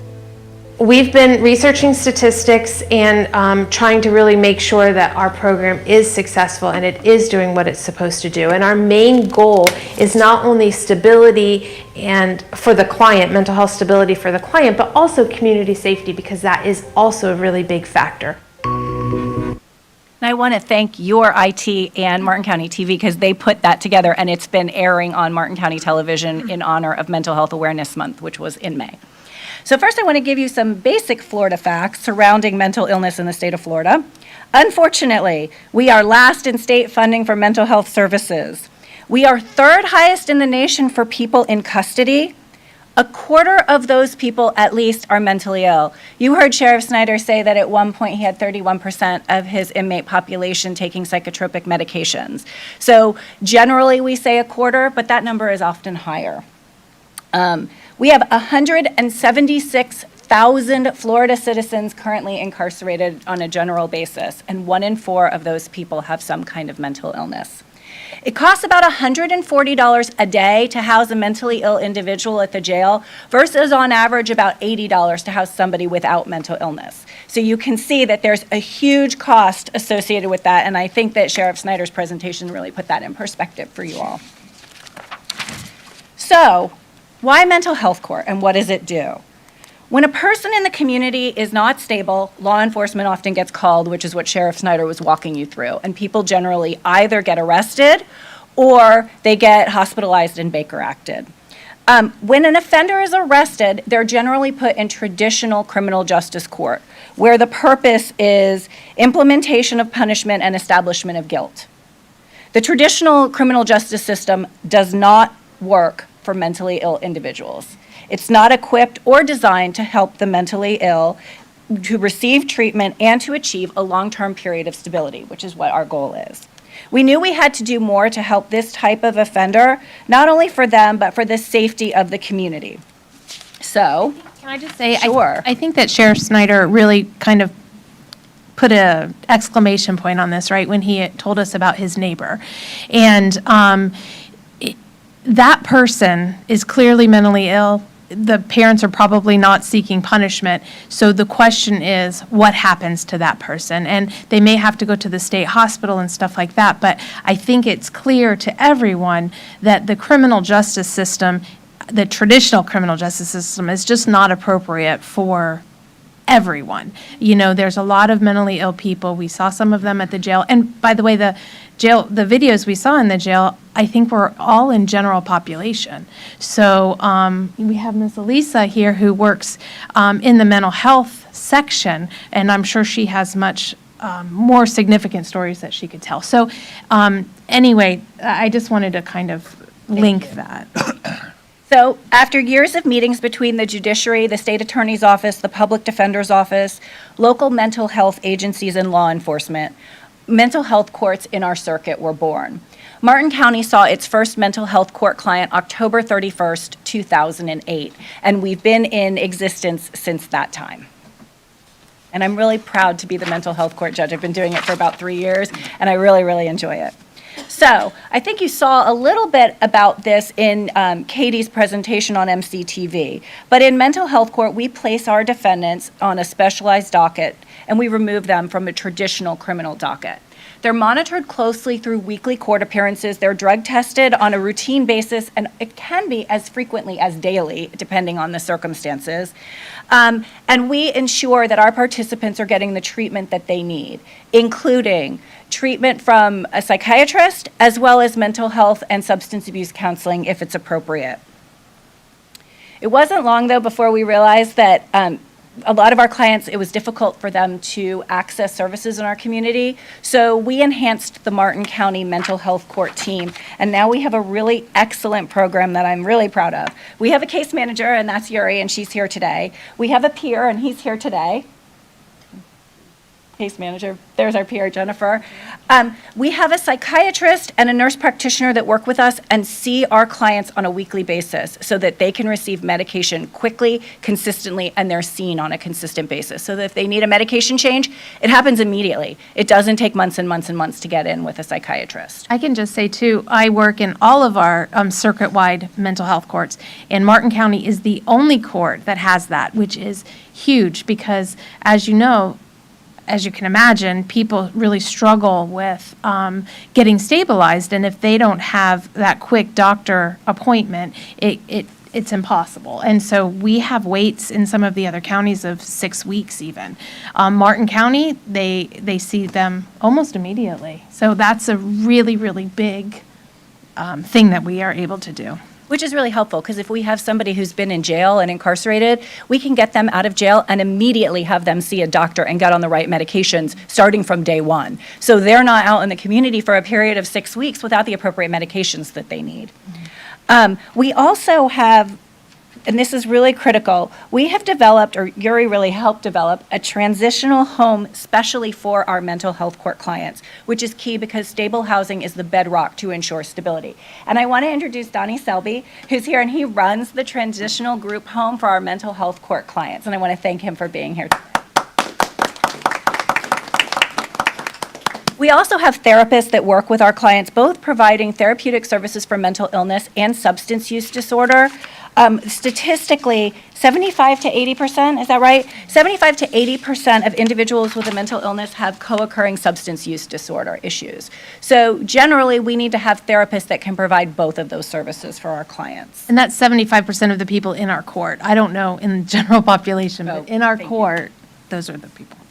So this is basically what we do. We go to court, our individuals go to court weekly, they're assigned a case manager, they receive the counseling that they need, they get medication management, and they live in transitional or group housing if appropriate. Some also live in assisted living facilities if that's appropriate for them. So our clients, our participants get incentives for positive behaviors. If they're doing things well, we do things for them. We have some clients who they don't want to have to miss work. And being employed is critical in our program. If our clients are employable, we want them to be employed full-time by the time they graduate from our program. They also are required to have stable housing. They're also required to have a consistent support network. So when they graduate from mental health court and there's no longer court supervision, we know that they have the tools to reach out to somebody if they're going through a difficult period of time. And we also know that they can be self-supporting and positive members of the community. So some of the things that we do for people who are doing well, we let them appear on Zoom so they don't have to miss work. We reduce the number of their court appearances. We give them applause. For a while, we were picking client of the docket, and we do other things to encourage really good behavior. We also have enforcement power, which is important in a court situation. In the event that people are not acting appropriately or doing things that are violations of our rules, they can serve jail time, or do community service hours, or they do essays or other things that are narrowly tailored to their specific situation and whatever the issue is. We had one client one time that we had to do a research paper on the effects of drug use for somebody who wanted to get a nursing license, so that that person understood this is going to impact what your dream is. And so we made them do all the research, and we made them do research on brain chemistry and the effects of drugs on brain chemistry. And it was a really important project for them. And as the public defender, or assistant public defender, I feel compelled to say that we really try not to use jail time. We know that it's expensive. We know that it causes trauma. We've all been there. We've seen the videos. It is not usually a good situation for our clients. That being said, sometimes community safety overrides that, and sometimes, a quick stint is necessary, but we really do try to avoid that. So the keys to success are we identify issues and needs of the particular defendants that we're dealing with. Again, as you've heard, it's a therapeutic and not punitive setting. The goal is not to punish, the goal is to get help. We have ongoing regular monitoring and status conferences to prevent problems. And if we find out that there's a problem, we try and fix it immediately and address the issue right away. And it works. And we have two people here today who are going to tell you their own personal stories of how it has worked. And I'm really proud that they're here, and I'm really proud that they're going to tell you their own personal stories. And statistically, we know that it works. Generally, the rate of reoffending individuals who have gone through the Florida Department of Corrections is about 58%. People with a mental illness reoffend about 51% of the time. And it's even higher if you have serious mental illness. And probably none of this comes as a surprise to you. But individuals who have successfully completed our mental health court program, the recidivism rate goes down to 12%. And some stats have that even lower. So we're really, really, really proud of that. We try and help people so that they can come out and be productive members of society and they're not going through the hamster wheel of reoffending. From 2019 to 2021, we have saved jail bed space dollars in excess of $180,000. We're also really proud of that number. And then I just wanted to give you some quick statistics about the 19th Circuit in Martin County, and then I'm going to let you hear personal stories. Martin County, we've had 524 individuals, 265 people have graduated. Right now, we have 96 active clients. And the people in mental health court come from both misdemeanor court and felony court. We have people who are conditions of probation, which is why it's really great to have our probation officers here. We really do work as a team. And we have 16 people who have been found incompetent or insane. In our mental health court, the main diagnosis that we see is schizoaffective disorder, followed by bipolar and paranoid schizophrenia, but we've run the gamut. We've had dementia, PTSD, traumatic brain injury, major depressive disorder, intellectual disabilities, autism, and more. Most of our clients are between the ages of 18 and 34 or over 55. A vast majority are men. And then I told you the statistic before, 75 to 80% of our mental health court clients have co-occurring substance use disorder along with their mental health issues. And then I want Max to come on up. Come here, Max. Max is a client of mental health court right now, and Max wrote a song for us that I'd like to share at least a portion of with you all. You want to say something real quick? Yes. Hello, all judges. Good morning. Commissioners. Oh, I'm so sorry. It's okay. Commissioners. I thought they were judges. I'm sorry. It's okay. Yes, I am Max Pierre, commissioners. How about I play the song? Yeah, play the song. Okay.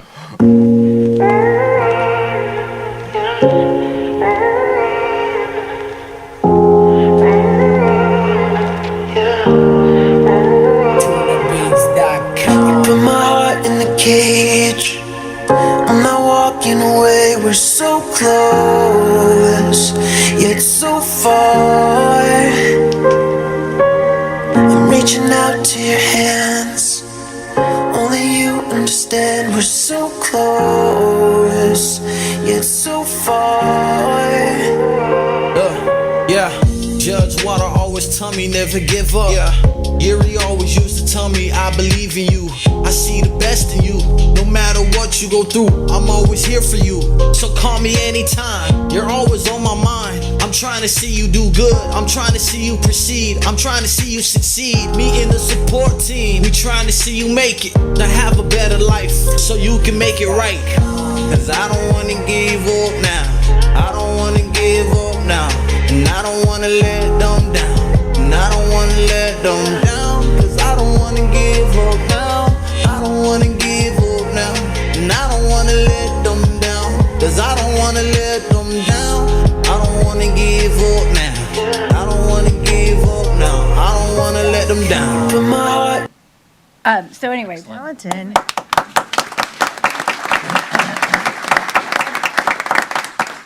We can get you guys the whole song if I was you going to say, that should be your theme music. Whenever you enter a room or something, you start to play that. It's great. And his song got picked up by various mental health court programs throughout the country and have been played in national conferences. Wow. So, yeah, we're really proud of Max for that. Thank you very much for your attention. I want to also introduce our two speakers, Daniel Collins and Arthur Strickland. They're going to talk to you a little bit about their personal experience. And again, I'd like to invite you to graduation on Thursday if you'd like to come in person or by Zoom. When you're done, Commissioner Hetherington has a question. Oh, certainly. And thank you all so much. Yes. Thank you. That was a great presentation. I think we had an opportunity to meet with you. So you only qualify for mental health court if you're an adult of 18 ages, 18 or older. Is there a similar program for minors that maybe the schools could adapt to, or? Currently, we do not in our circuit. We haven't started a juvenile mental health court at all. We did kind of talk about it, and it's one of Yuri's dreams, I think. So we would like to kind of explore that and see. But it's really important to have services in place, and I think that was kind of our problem before. We can't, although Yuri's done a great job, we can't just make up services. We're not treatment providers. So those services have to be out in the community. And when we looked at starting it before, we had some trouble with that. So we are definitely willing to look at it again. There's only one county in Florida, which is Hillsborough County, that has a juvenile mental health court, and they've had a lot of successes. Just watching, as my kids have aged up, one just graduated and one will graduate next year, I could definitely see, the need in, minors having this kind of program and how that might reduce, some of the incoming for your program as well. So I would be highly supportive if we could have a program that would adapt to minors too. So would I. Commissioner Smith? I agree on that. I think there's as much an issue in our younger kids as there is in 18s and ups. I went to a program years ago at Jensen Beach High School, and it was really telling how much struggle there is going on there.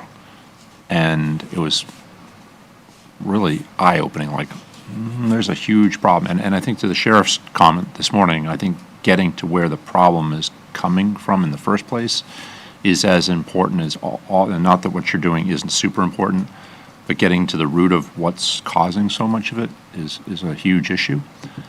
Max, you have a great future with your writing. Did you write all that? Or is that just out of your... Max, do you want to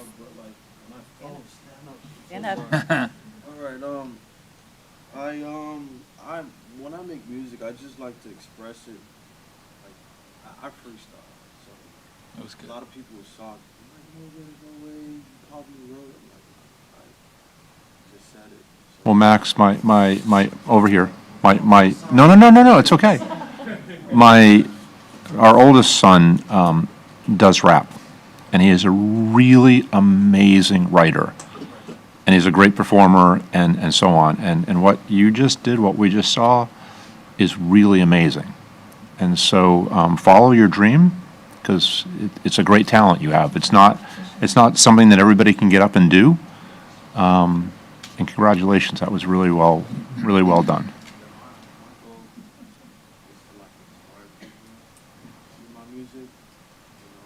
That's great.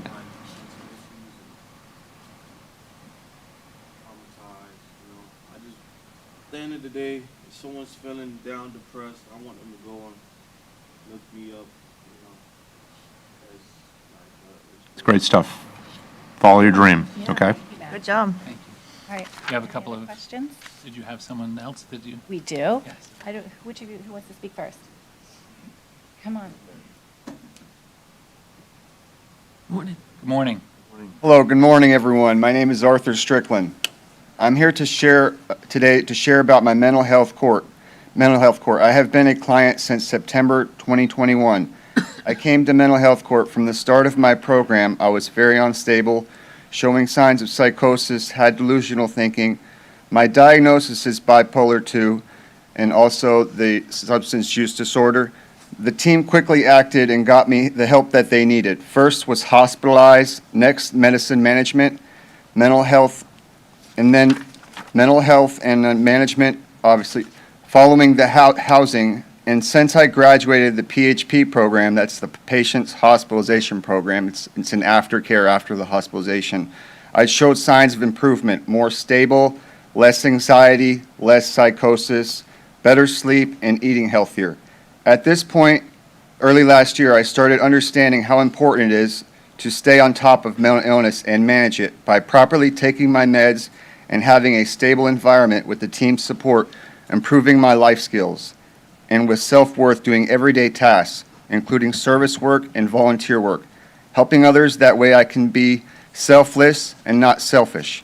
I also believe that I showed signs of progress, being more grateful. The mental health team recommended me to therapy. Yuri, my case manager, herself found a great therapist for me that I still see, and I still have goals to continue seeing. My medicine is overseen with the help of professionals, doctors, nurse practitioners. My life turned out to be better than my wildest dreams, happy, joyous, and free. I also have learned to master to be calm when needed. I have mastered hobbies, building of a motorbike, and mechanics. Mental Health Court teaches me time management skills. The team also works with New Horizons. They are still helping me and still improving me with my progress.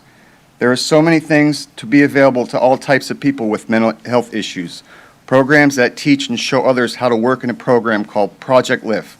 I am thankful to see others turn their lives around and get well from this program. There's also special needs housing, transportation. The team helps other moves from current living into independent housing development.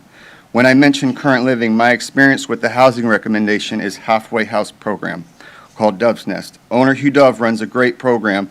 I started a mental health house that Donald Selby manages, and I was a resident there for 15 months.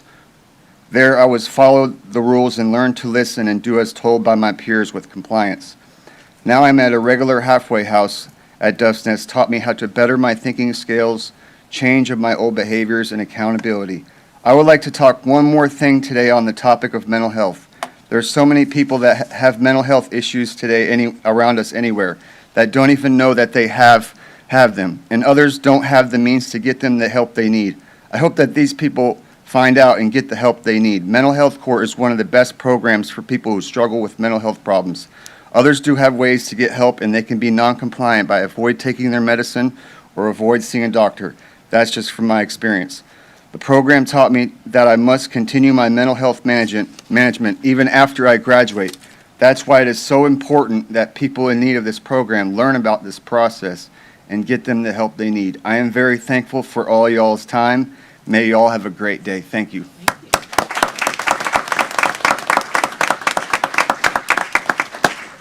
That was very well done. You know, it's very difficult for people to come and speak at the podium in front of us. You were articulate, you were clear, you did a fantastic job.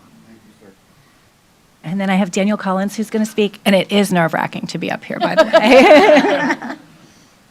Yeah, I get extremely nervous being up here, but I want to say that I'm truly grateful to be afforded the opportunity to be here today.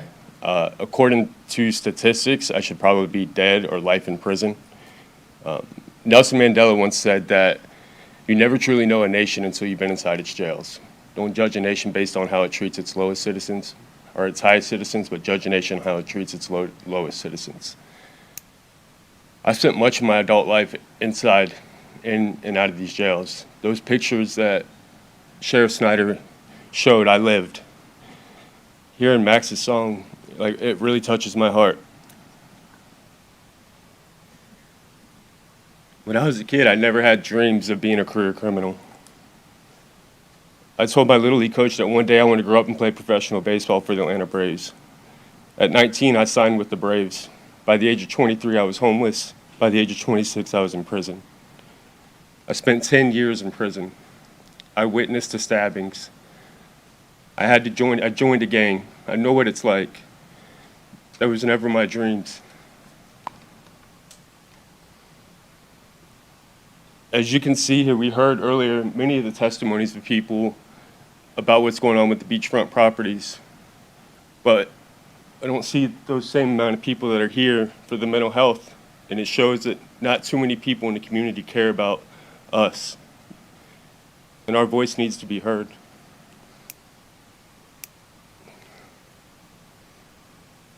+20 years in and out of the system, and I never received help.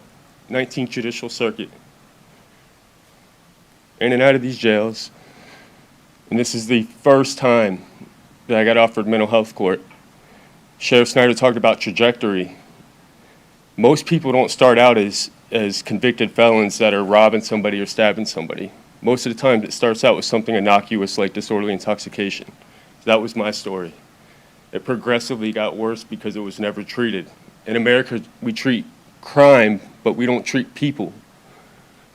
It's a humanity issue.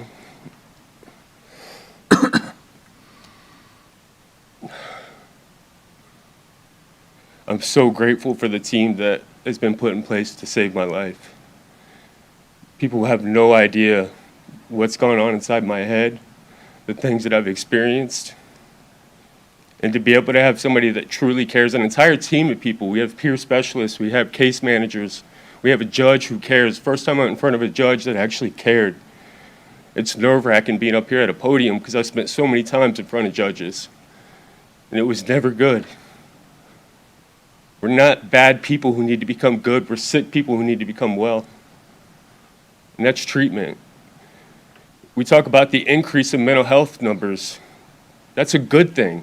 That means more people are getting help. If we got higher numbers in mental health court, that means more people are part of a diversion program instead of being in jail where there's absolutely no help, no rehabilitation. We have a punitive system. There's no restoration. Restorative justice restores people to themselves, to their family, and to their communities. And we need more of that. When we saw the officer earlier talk about the Dallas Center and said that, I know this isn't what corrections looks like. No, that is what corrections look like. The programs we have now, the jail we have now, that's not what corrections look like. It's what punishment looks like. The punishment is separation from society. Anything above that is just, it's unnecessary. If you look at Western European nations, you look at Norway, you look at how they treat their inmates. They treat them as human beings with dignity and respect. Most people that end up in those positions, they come from broken families and broken backgrounds. They need love and compassion and empathy no matter how bad it looks. Our responsibility as society is once we remove the threat and we apprehend them, is to start mentoring them and guiding them, restoring them. Not making fun of them. There's a growing trend amongst Florida sheriffs to make fun and humiliate people on social media that they apprehend. What does that do to keep our community safe? It does nothing. We've got to help these people. And I know sometimes it seems the behavior is barbaric and some people seem beyond redemption. But if we always operate from that position, then that's what we're always going to get, those same results. We got to operate from a position of love no matter what. Our job is to elevate people, not to stoop to that level with the way we treat them. So I'm extremely grateful for Yuri. I'm extremely grateful for Judge Waters, Jennifer, Kevin, you guys for this opportunity. I'm glad I made it through it because I have a really hard time speaking in front of people. But we definitely need to do more to help people. And that money for that facility would be great. More money for the mental health program would be great. More resources. And I appreciate you and thank you for your time.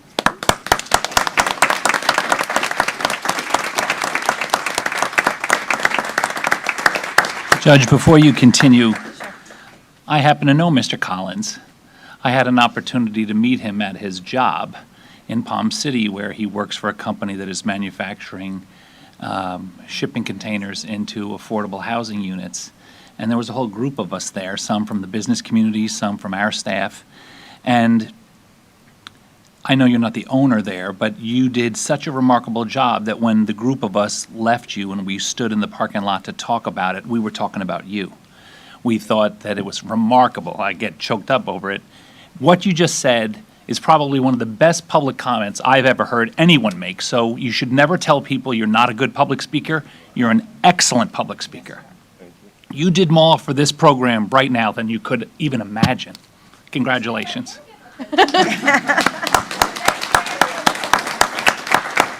Good for you. You should speak nationally on what you just said about justice in America. Thank you. And in closing, I just want to thank all of you.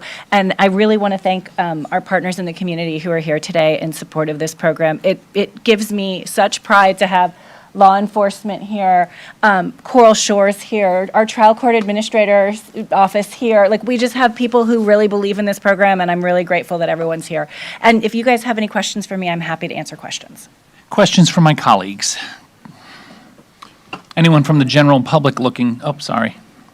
Judge, so what is the direction? Where do you go next for younger, under 18? Where, if there was a starting point, or not that you haven't started, but where is what is the ask? What is the direction? Where do we go with it? We haven't even opened that door. I can tell you that our juvenile justice system is supposed to have a therapeutic component to it, which incorporates the philosophy of mental health court, which is in part why I think a juvenile mental health court has not taken off.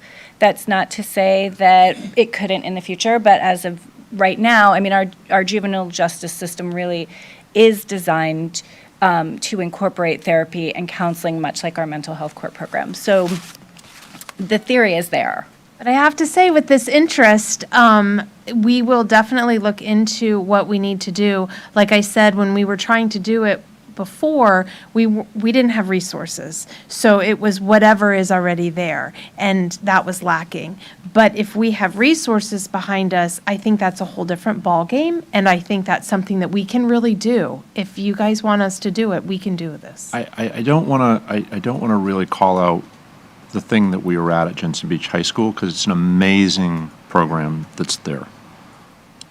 But there were 30 kids or so that got up and did poetry or did rap and did stuff. If you listen to what was being said, there was a lot going on, like a lot. And I looked at the administrators of the school and I'm like, dear God, folks, I hope you're all listening, like what they're telling you. Because they were, as Max was telling us what he wanted to tell us, they were telling us what was going on. And every single one of them needed help. Every single one of them. I mean, it was really tough to listen to. So, Commissioner, one of the things that I've learned from this job that I've been privileged to do is that every one of us are one crisis away from being on the other side of the bench. And I would think that Daniel would agree with that. It takes one family crisis. And we all, it's humbling and it's important to keep that in mind. Keep going. Yeah. I think the program and the presentation this morning were perfect. I've had the opportunity to be with you a couple of times on this, but today was really compelling. I like what Commissioner Hetherington and Commissioner Smith said about a juvenile. You had mentioned that there's only one county in Florida, Hillsborough County. I think you get enough support from us up here that we should at least be the second county in Florida for that, as well as the fact that, not to divert from your program, but I think if you can have an earlier impact, if you could have this impact that starts at 18 and older, some of the stories that we heard from your excellent speakers, maybe they didn't have that trajectory. Maybe it wouldn't have gone that way. I also am a strong believer that the violence that we see in schools, which is exploding, not just the shootings, but there's tremendous violence of students against educators and school staff, students against each other. Some of that could be corrected in a juvenile mental health court before they become eligible to be in your mental health court as adults. So I'm completely in favor of that. We do have some remarkable organizations. Coral Shores is here. Project Lift was mentioned. We do have some of those kind of needed.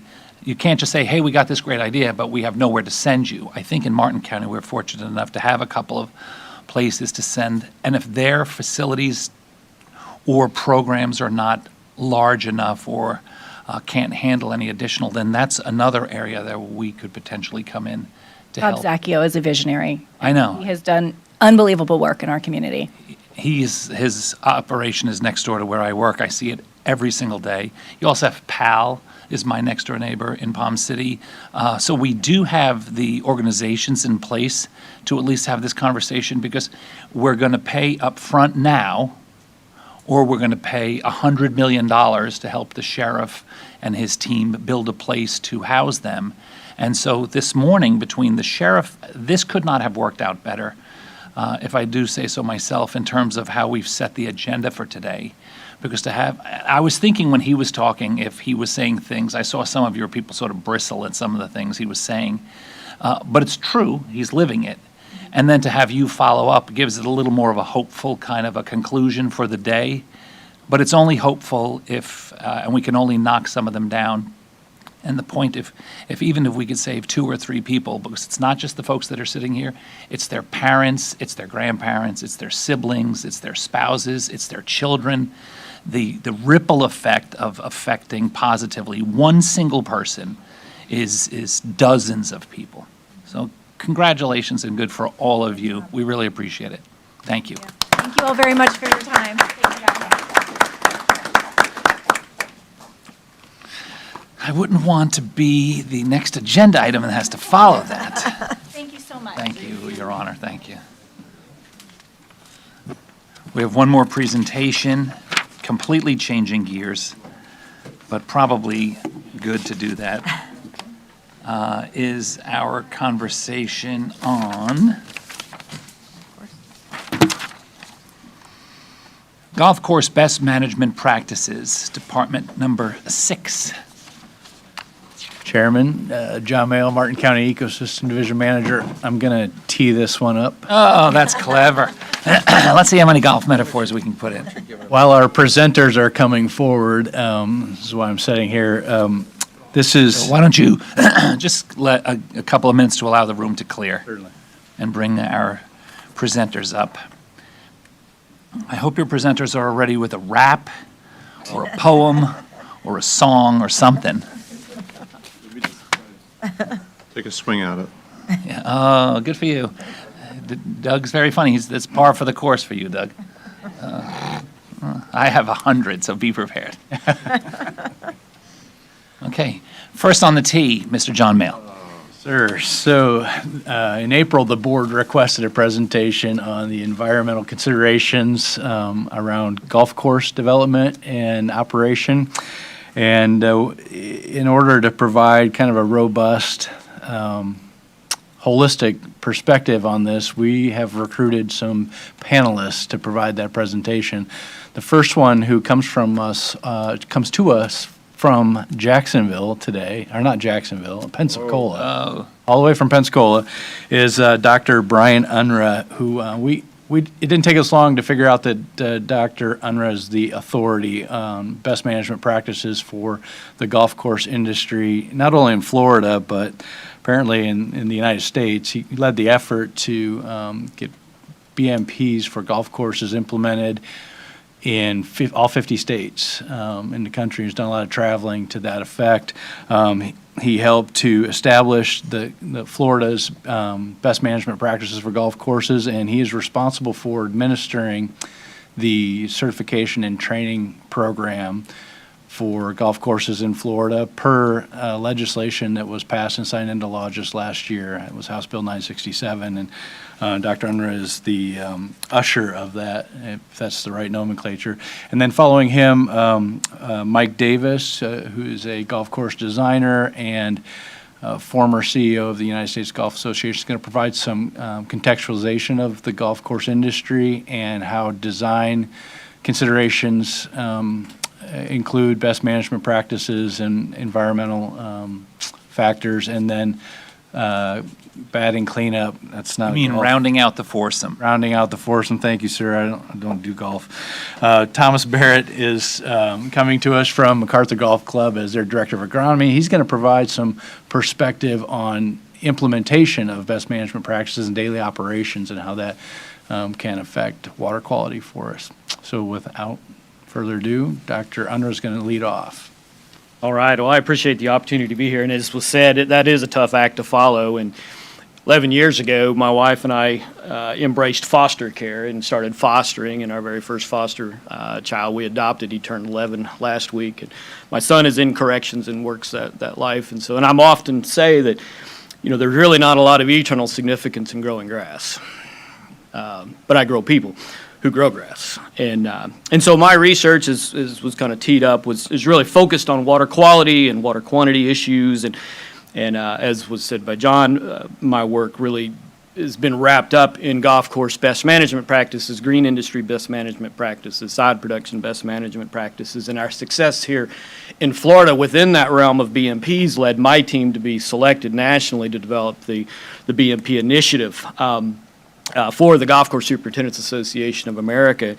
And was said in a previous presentation this morning, you know, a picture's worth 1,000 words, and we see a picture like this of a golf course that's nestled in a concrete jungle of development, of urban development, and we see that these are functional spaces that do a lot more than just provide for a game. And we think about carbon sequestration and improving soils and providing habitat.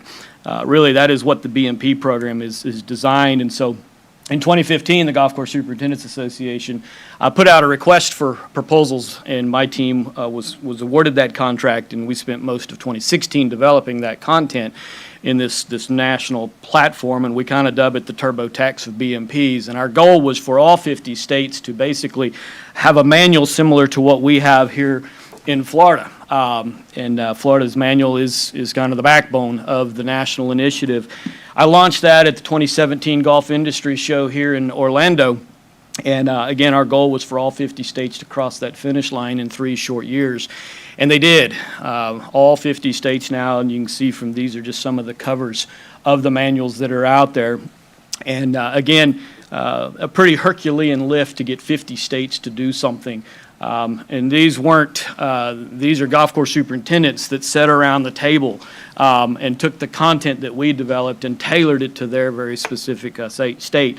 That was phase 1 of the initiative. Phase 2 now, which we're in the middle of, is for superintendents like Thomas to log into this portal that we've created and take the content that is in their individual state manual and then to tailor it to their specific facilities. So it is quite a tool, and I'll show you a few pictures of there. In the manual across really the country, there are 12 major categories of these best management practices, and I'm just going to touch on a couple of these today because we don't really have time to litigate a 275-page book. But we go up about 50 miles north of here and we see a kind of up in the Indian River Lagoon up above Vero Beach. You can see up there and I don't have the ability to touch. You see the golf course in the upper left there, and you see this is nitrogen in the water, and you see the picture on the left, picture on the right. On the right, if you notice those two fingers that are sticking up in there, we see water quality is not nearly as impaired as what we see down in and around other areas within the lagoon. And so we know golf courses do a tremendous job of filtering the pollutants. And we know the ability of grasses to function as vegetative filter strips. I mean, it's pretty well documented in the research literature. And we, in agricultural fields, we very intentionally plant these grass filter strips to intercept pollutants that are moving down through there. And the reason that grasses are so effective at that is because of this massive root system that is there. And that is what then captures these nutrients and keeps them from ending up in our waterways. This is kind of looking into the hood, under the hood, so to speak, of this BMP tool, and you can see on the left there regulatory considerations, site selections, watershed, wetland, drainage, and so these are categories, these are sections within this BMP manual, and then we see here the best management practices that our superintendents, our golf course designers use to design, to build, and to maintain these beautiful facilities that we have. And we see that one of the best approaches to stormwater treatment is this treatment train approach. And so where we're moving impaired water through an approach that ultimately gets it to no longer be impaired and filtering those pollutants out. And so, as was said in an earlier presentation as well, as I said, that a picture's worth 1,000 words, and we see images such as this on golf courses where the green grass isn't right up to that water's edge, and so BMP is implemented where we have these higher growing plants, these littoral shelves that are in place to capture these pollutants that are moving across the system. Here again, we see just where the game is interwoven into water bodies and natural and built environments as well. Naturalized areas alongside these golf course water bodies. These are pictures from golf courses here in the state of Florida where we've employed these BMPs to be able to address these water quality concerns.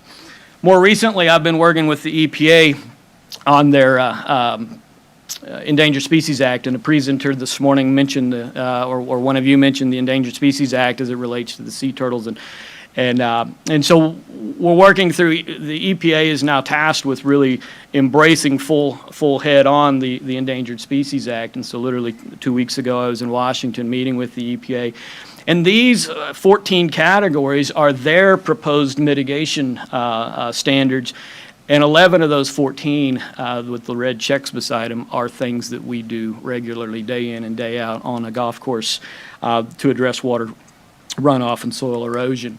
Again, you can see back into the BMP tool that the contents that there, we talk about water quality monitoring, so pre-development monitoring, so before the facility is ever even built, all the way during that construction process, monitoring water quality, and then post-construction monitoring. Take you over to the other side of the state in Naples. I'm working with a group of superintendents over there, and this is the Gordon River Greenway that is impaired.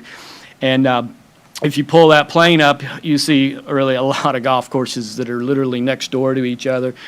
And so I'm working with 5 golf course superintendents over there on a voluntary basis, where they're going in on the north end there at the Country Club of Naples and sampling the water quality there. And then as the water exits the golf course and enters into the next one, all the way down to the yellow pin that you see there, that is the headwaters of that Gordon River Greenway. And so we voluntarily are monitoring the water quality.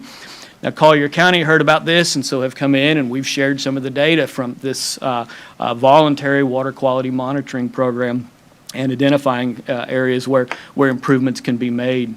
Back to the FIFRA interim ecological mitigation dealing with spray drift. These are concerns that are from an Endangered Species Act. And we look at golf courses, and precision application is commonly used when we do golf course management. You notice there's a number of BMPs there. For one, we're not flying aircraft over the golf courses. For two, our booms are really low to the ground, and so the risk of movement, of off-target movement of these pesticides.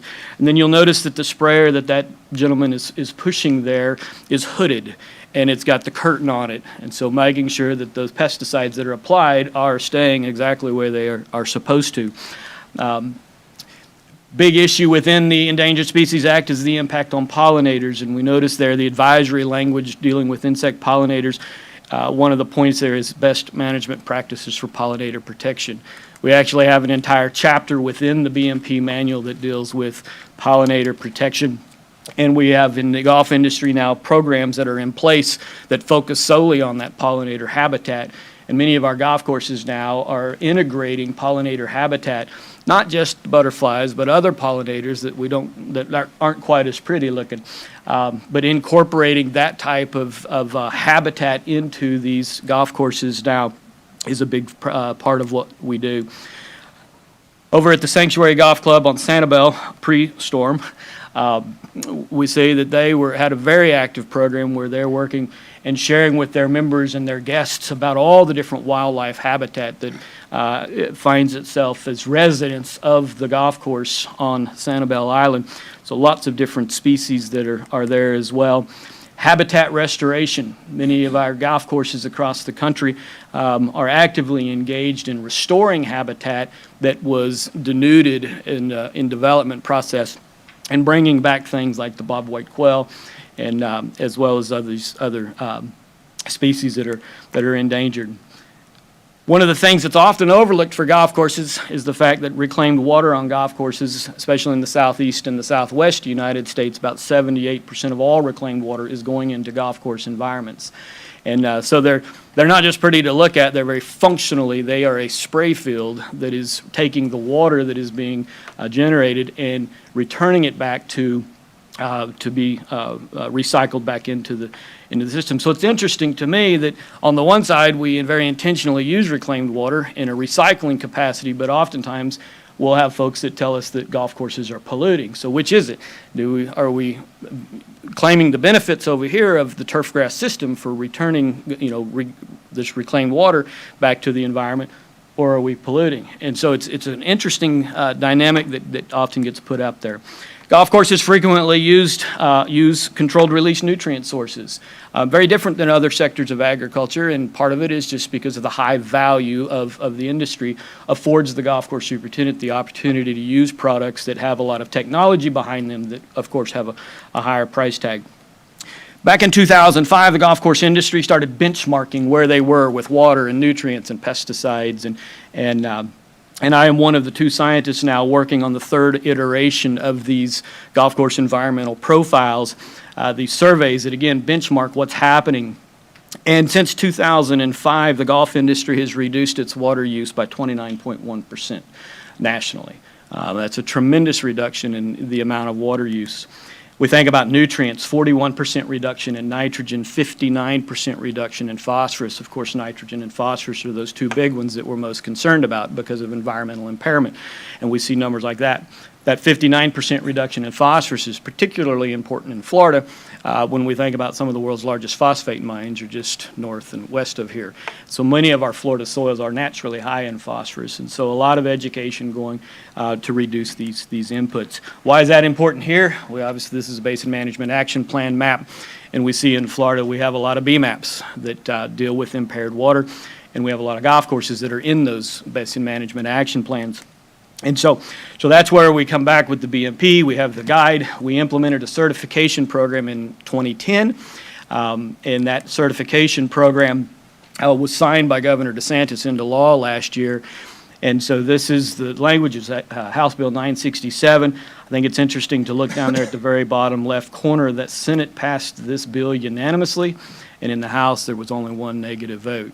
And basically, it memorializes our BMP certification program into state statute. Then it affords those who are BMP certified a level of, and I'm cautious with this word, but a level of exemption that then allows the superintendent to utilize their education to be able to manage these assets in a proper way. And so we're pretty excited about this. I literally have trained 132 people in the last 40 days on golf course best management practices all over the state.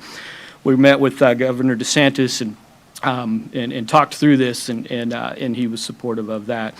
And so with that, I put this picture back up there, and we'll turn the time over to Mike to talk about really the other aspects of that. John, I don't know if we want everybody to go and then pose questions, or how do we want to? I get to decide. Are there questions for the doctor? That's excellent. It was like a brief master class, and I appreciate that very much. One quick question. Are there certifications like Audubon certifications or any kind of certifications that are specific about what needs to be done in order to achieve this certification? Help me understand that question. So clearly Audubon and some of those are all voluntary, as is this program. I know. It's completely voluntary. And there are courses that will take those next steps and focus on those different certification programs. But I'm not sure I understand your question. Well, do you know if Audubon certifies any golf courses and says that these are Audubon certified courses? Yes, absolutely. They are those courses, and they have different levels of those, signature, gold, different levels of certification. And it ultimately comes down to what types of practices are they implementing to get that particular certification. Okay, thanks. Thank you very much. I have the pleasure of knowing Mr. Davis when John Mayle, who admitted he's not much into golf, introduced Mr. Davis and said he was the former CEO of the USGA. He's a golf superstar. My dad is a longtime pro, retired now, but when I told him that I was going to have a meeting with Mike Davis, he's like, not Mike Davis from the USGA. I said, yeah, Mike Davis from the USGA, and he sang your praises for a long, long time. So to have you here, not just this morning, but I know you're working on a project in Martin County, it's an honor to have you. Commissioner Campy, thank you very much. And to all the commissioners, to the staff, thanks for the time. And by the way, you should tell everybody how many times your father has broken his age playing golf. He's one of the very few that's done this. He's been breaking his age in golf since he was 63 years old. And when he's 87 years old now, and when people say, oh, can he shoot his age, he would be disappointed in that score. And he also has 10 holes in one. He just got his 10th like a couple of months ago. Anyway, so good pedigree. Yeah. So I don't play golf, Let me but- first start out by, I am not a scientist like Brian, and I'm not somebody that's an expert on maintaining golf courses like you'll hear from Thomas. As John gave my background, what I have is a long background with the game of golf. I was with the United States Golf Association 32 years.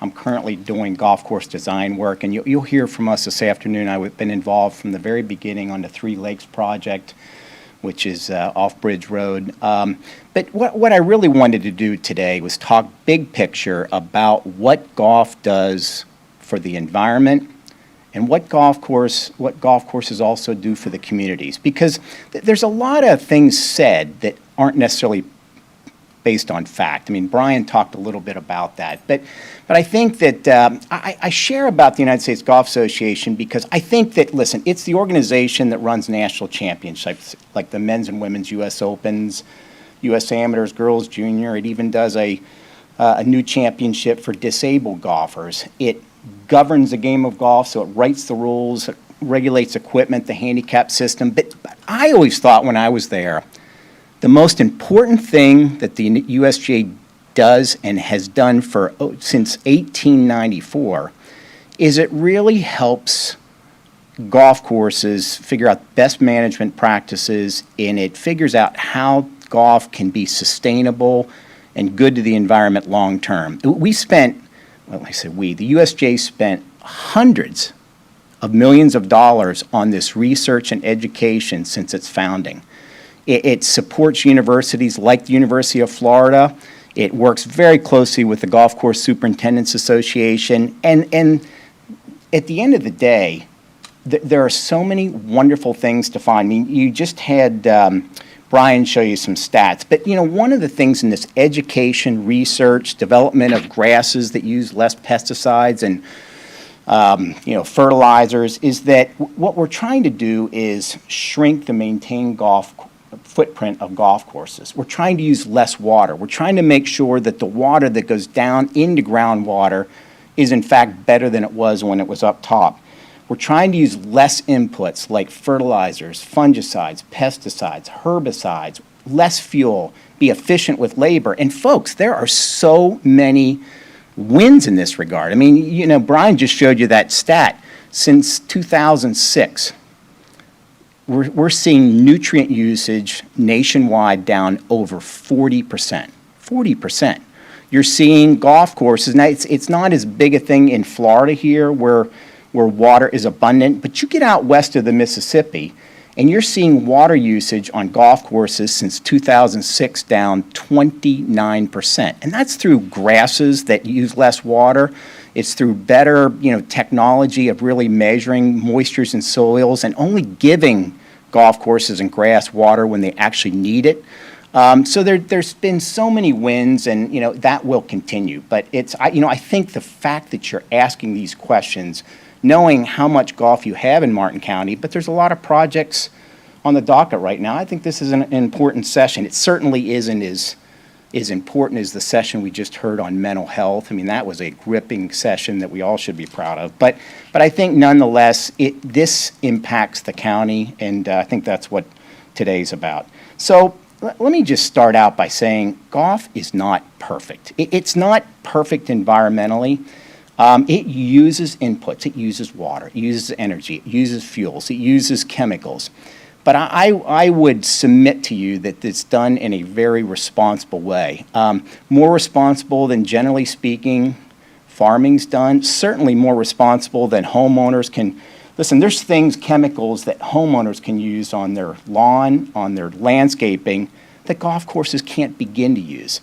And really, I think one of the messages here is that these inputs are not inexpensive. So you want to use them in the best way possible to make sure. And, Brian showed you some pictures, but the technology that's been occurring in recent decades is only helping in that regard. I mean, we're using many chemicals that are applied on golf courses now are done with GPS. So you're not seeing an overspray on one area to make sure that everything gets done. And listen, that, depending on the study you look at, you can see a 9 to 20% reduction in chemicals used. It's significant. And I think that, listen, that's not only good for the environment, but listen, if we're being honest, that's great for golf courses too. Chemicals are expensive, and I think that the less we use and the more responsible we do it is a very good thing. So from an environmental standpoint, the green space has so many positives. Brian touched on it briefly, but golf courses improve air quality. They take carbon dioxide and it ultimately, it transfers into oxygen. You'll see golf courses that are near urban settings, oftentimes 7 to 10 degrees cooler than the urban settings themselves. Significant. I think one of the things that was most important to this, commission was how golf courses absorb and ultimately filter the water runoff. And Brian talked about this, but golf courses are designed and they're built to take stormwater and filter it. Whether it goes into streams, lakes, the ocean, or whether it goes down to groundwater, they're designed to do that. And I think that an important statement, stormwater runoff exiting a golf course is almost always cleaner than stormwater that came into it. That is a fact. That's actually, there's been all kinds of data that's been researched to that point. And I think that's really important. You should know that golf courses, this notion that we're polluting streams and stuff, that's just not based on fact. I won't say that there aren't accidents from time to time or mishaps, but in general, you're not seeing the way golf courses are designed and built, those chemicals getting into water. It's just, and listen, superintendents with best management practices, they're not applying these things right before a big rain. They're doing it when it's dry, and then they're watering it in slowly so these get in. I mean, it's in everybody's best interest. Golf courses provide hundreds of acres for natural habitat, and as we talked about, pollinating, nesting, foraging habitat is certainly better than you see in residential, commercial, and industrial uses. In terms of golf's value to communities, and I know this isn't environmental, but I think this as a commissioner is something you'd want to know, is that, where is golf right now? Well, first of all, its popularity, we have 41 million golfers in the United States. That's its high watermark. We've never had that many golfers as we've had right now. Golf annually directly has a $102 billion impact in the United States. That's direct. If you take the indirect impact, it's roughly $250 billion. It's a big industry. People, listen, in addition to that, I will say that there's notions out there that golf is a rich person sport, it's a white person sport, it's a unwelcoming sport, it's a sport that's expensive. Folks, the facts just don't back those statements up. I've heard some of those statements even in public hearings here in Martin County. And, from an accessibility standpoint, golf's one of the most diverse sports in the United States. 74% of the roughly 16,000 golf courses are public in nature. In terms of an expense, the average cost for an 18-hole round is $38. I mean, that's 4 hours of entertainment and exercise. You start comparing $38 to other things you spend money on, it's not as expensive as what people think. It's a game of a lifetime, so it's one of the few sports where you can play from a young age until you're aging. It certainly is a great form of socialization. It's a good form of exercise. If you walk 18 holes, you've walked 5 to 6 miles.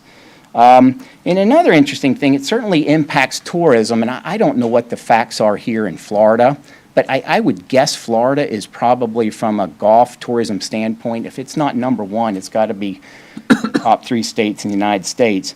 And another interesting thing that I think oftentimes gets missed is what golf does for charity. Now, this is an interesting stat. In 2002, it was responsible for $4.6 billion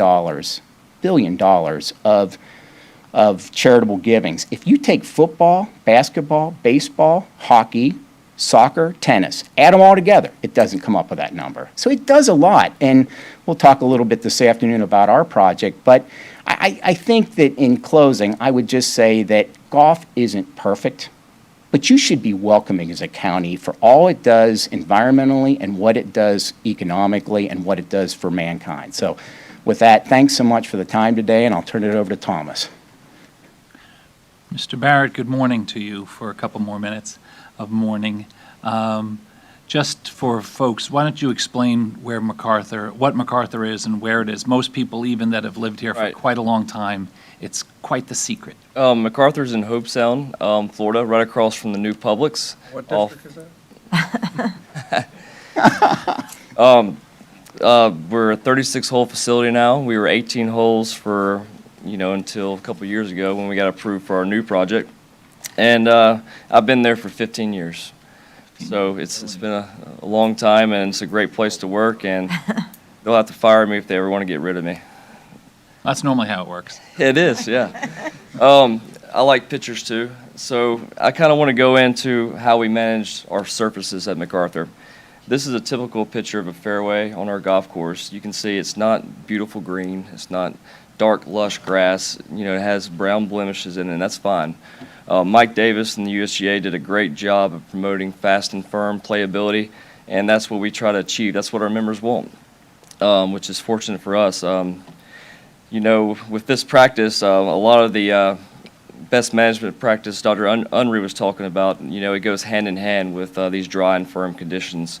We don't overwater, we don't over-fertilize. All that leads to is poor playability and makes us cut more grass, which the more grass we have to mow, the more wasted money. And, our members, they'd probably fire me if our fairways are soggy and they hit a drive and the ball would just plop in the fairway with the ball mark right beside it. They want the ball to roll. They tell me every day they're not getting any younger, so make them hit 300-yard drives. So this is one way we do it. There's 3 hot topics, that with the surface management, water being the first, fertilizer and pesticides, and I'm going to touch on all 3 of these. This is another picture of our second fairway during season. It's brown. There is green. The grass is healthy. It's just drought stress you're seeing, which is fine. If you hit that fairway, if our members hit their ball in that fairway, that ball is going to roll a mile, and that's what they want. We do have to water it at some point. We do this, especially during the cooler months. We do it by hand. We have 2 to 3 guys that go around the whole golf course, all the fairways, and by the time Friday rolls around, they've hit everything, and usually that'll get the grass to the weekend, and we'll start all over on Monday. When it heats up, we will have to use the irrigation heads a little more.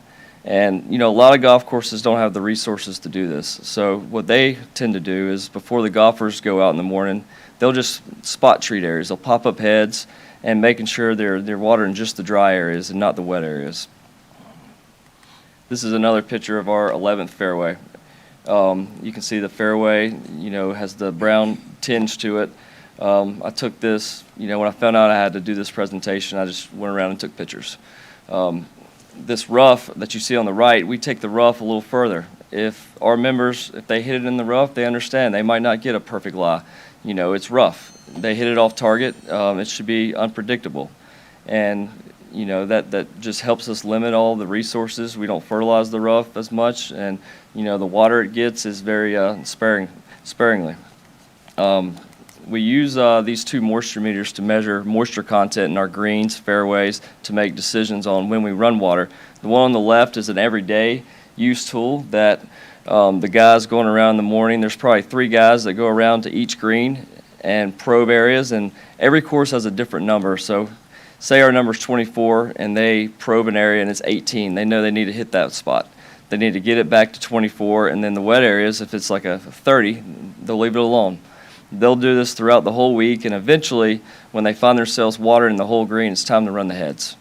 The one on the right is actually pretty cool. It does the same thing, but it has a GPS built into it. So what it's able to do is map all the different moisture levels of the green. So if you do 100 samples on one green, you can see all the different, the wet areas, the dry areas, and we can laminate these pictures, give them to somebody that's never hand watered before, and they can kind of get a general idea. All right, this is the areas I need to concentrate on. These red areas are dry. I need to go over there and work on those areas. So it's a great tool. It also measures salinity, salinity index, and soil temperature.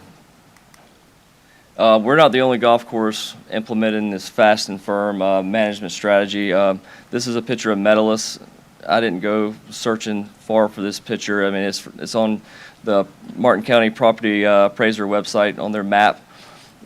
Jason does a great job. His members want the same thing. They want these firm, fast, sustainable conditions. And you can see right there, I mean, that's the proof.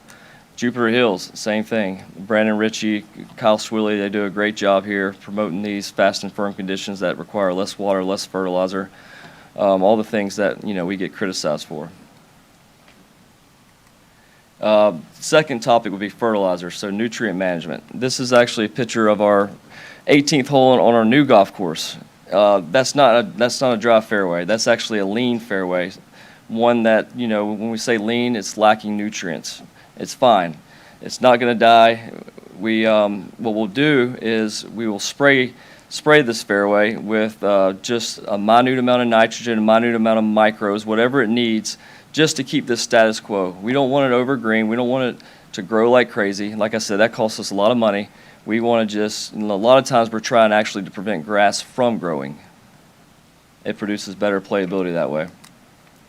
Mike mentioned the GPS sprayers in his presentation, and you know, they are amazing. They came from ag. All of our technology usually starts in ag and then migrates into golf.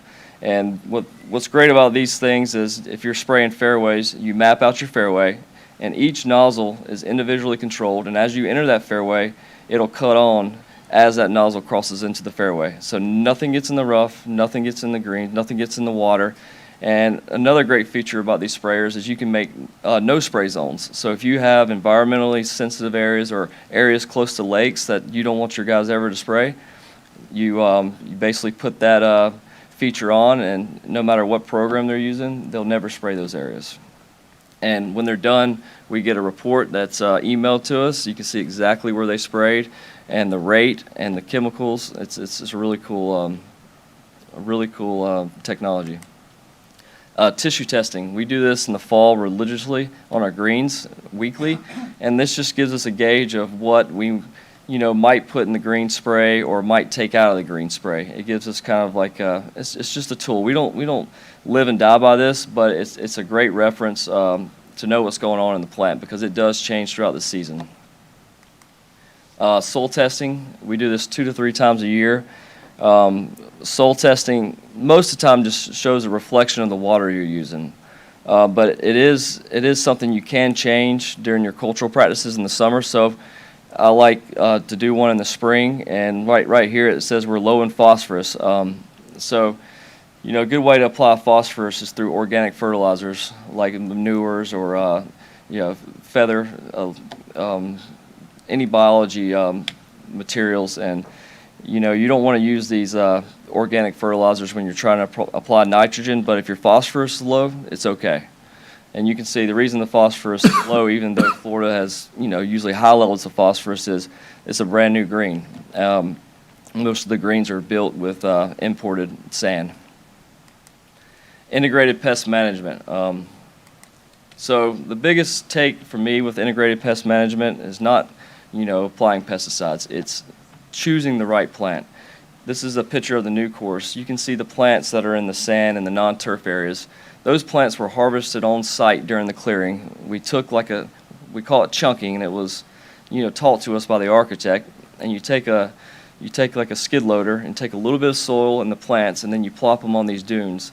And you know, we'll never apply pesticides to these areas. And our irrigation system, we installed it a certain way where none of these native areas will get water. When you start throwing water in your native areas, you get all the bad stuff. And then what's cool about having that little bit of dirt is they're seeding that dirt. So if we get a big drought, some of these plants will die. But then when we start getting rain again, new plant material will pop through. And we've seen that because we were in a pretty good drought this past spring. And the grass we choose is Celebration Bermuda grass. We love Celebration just because it's you know, it's got great disease resistance. It's, you know, as you see in the pictures, it's very drought tolerant. So, and it's also very forgiving for superintendents. If we do make a mistake and kill some grass, it's quick to recover. So, and during the season, it ends up, when it gets cooler, it ends up like this tabletop. It's very firm, fast playing surface that our members, they love. When we do spray a pesticide, timing is everything. We've learned in the past that being preventative is much better than being curative. It seems like when these pests take a hold, they're much harder to kill, and you end up spraying more pesticides. So we use this software called Playbooks to record all of our pesticide applications, fertilizer applications, and also we use the calendar to show, all right, this is where that pest showed up last year. This is what time it showed up. If we get it early, then we'll spray, we'll only have to spray a small area versus a large area. But it's a great forecasting tool. It also shows you, pounds of active ingredient that you've sprayed throughout the year, and each label has a set amount of active ingredient that you're allowed to spray, and this gives you a warning when you're getting close. I've been fortunate enough this year to be part of a new golf course construction project, and it's been an unbelievable journey for us. And like I said, I've been here for 15 years, and when I got here, this land had cows on it. There was old tomato fields, and to see the transformation of what's there now has been remarkable. This is a picture of the old tomato fields. So you can see it was clear cut back in the 80s, 90s, and ended up just with pepper trees, acacia trees, melaleucas once it was abandoned. So we knew all this had to be clear cut, and we knew we needed some fill. We knew we needed an irrigation pond, so this is what it looks like now. This is our irrigation pond. This is that same shot. We planted almost 4,000 trees, well above the county's requirement on this project, and it's still we're still growing it in, especially the native areas. A lot of these dunes will be covered with a ground cover once we're done, but it's an unbelievable golf course that we're very proud of. This is something that was very important for the county. This is the slough that cuts through the two golf courses. This is a big drainage easement for the south part of Martin County, and also, it provides fresh water to the Loxahatchee River. So you can see here, there was a road cutting right through the middle of it, and the only thing allowing water through was a culvert, an old concrete culvert, I think, that was installed in 1986, that was probably undersized, and not enough water was getting through this area. And you can see all the vines that were taking over this whole slough, all the pepper trees that we took out, and this is what it looks like now. That's a bridge we installed, and we actually mitigated for the bridge in another area on the golf course where we created a wetland. But you can see all the vines are gone. Now water can free flow north to south, and this is going to be huge, not only for the county but for our waterways. And that's the last slide I have. And closing, I will say that what I've learned from this project is, like, when you build a golf course in Martin County, their staff and using their requirements, it not only enhances the land but also creates a net positive environment. The staff does a great job of making sure that we're doing the proper BMP practices. They basically follow Brian's book, and you can trust them that when these golf courses are being built, they're being built the right way. And then just to see the site go from an overgrown forest to a beautiful sanctuary for wildlife, and not to mention over 30% of the upland was converted to preserve areas, and in the end we're going to create a nature trail for our members to go through these preserves and just see how beautiful this land is now. But that's it. That's fantastic, Mr. Barrett. I appreciate that, especially you're our local guy and been at this for a long time. I want to thank the three of you. This was a conversation, as Mr. Davis had said, as golf course projects had started to become more known by the public that they were coming this way. I like the concept of a epicenter of golf. I like the statistics that golf, a lot of people, especially those of us that have grown up in the game, were already writing the obituaries for golf, that golf was completely dead and golf courses were done. We're about, especially for you, Dr. Unruh, first off, coming all the way from Pensacola to meet with us today, I really appreciate that. That's remarkable, and especially with your level of expertise. Martin County, we've always said, and if you fly over and look at Palm Beach and St. Lucie and others, you can see when you're over Martin. And as we try to as we try to continue to keep Martin County different, but also balancing out the requirements of people wanting to develop their properties. We have an initiative to, first off, I'll compliment Commissioner Hurd and Commissioner Smith, who have been here for much longer than the rest of us. The county has had remarkable success in taxing itself, turning $1 of Martin County tax dollars into $3 or $4 through grants to purchase into perpetual conservation a tremendous amount of acres in our county that will never be developed, and they've done an excellent job for that. It's much more expensive to do that now. There's a private group that's organizing it. We've had conversation about, once again, asking our residents if they would be willing to tax themselves. All of that being said, that's requiring county employee effort and county resident tax dollars. What you all discussed today is neither of those things.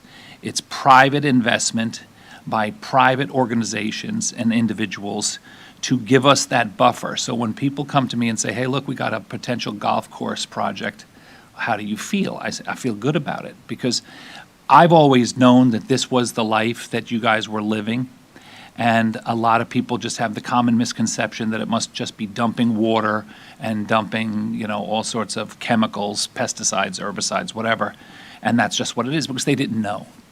What I was thinking as the three of you spoke is that I will mark down the date of this agenda item. And when people in the future say, well, this is terrible and this is not how it was, I will reference them back to this agenda item so that they can see, you know, look, you know, other than Mr. Davis, who was very upfront that he's working on a project, you're an expert in your field and you're a professional and you live this. This is what people need to know to be educated. We have folks that hate the concept of any development. Hopefully, we have, if not changed their minds, at least given them some cause for, not so much cause for concern. We'll start with you, Commissioner Hurd. Yeah, these all three presentations were very inspiring. It's wonderful to know that golf courses can be marvelous sustainers, protectors, preservers of the natural environment.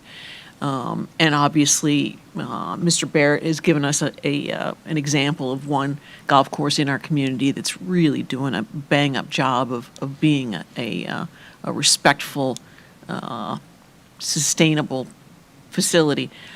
My problem is that as we are seeing more and more and more applications for more and more and more private golf courses in western Martin County, because we have such a critical water quality problem here, is how do we mandate that you be good conservators? And it doesn't appear that there's any way to. We have best management practices. Everything is voluntary.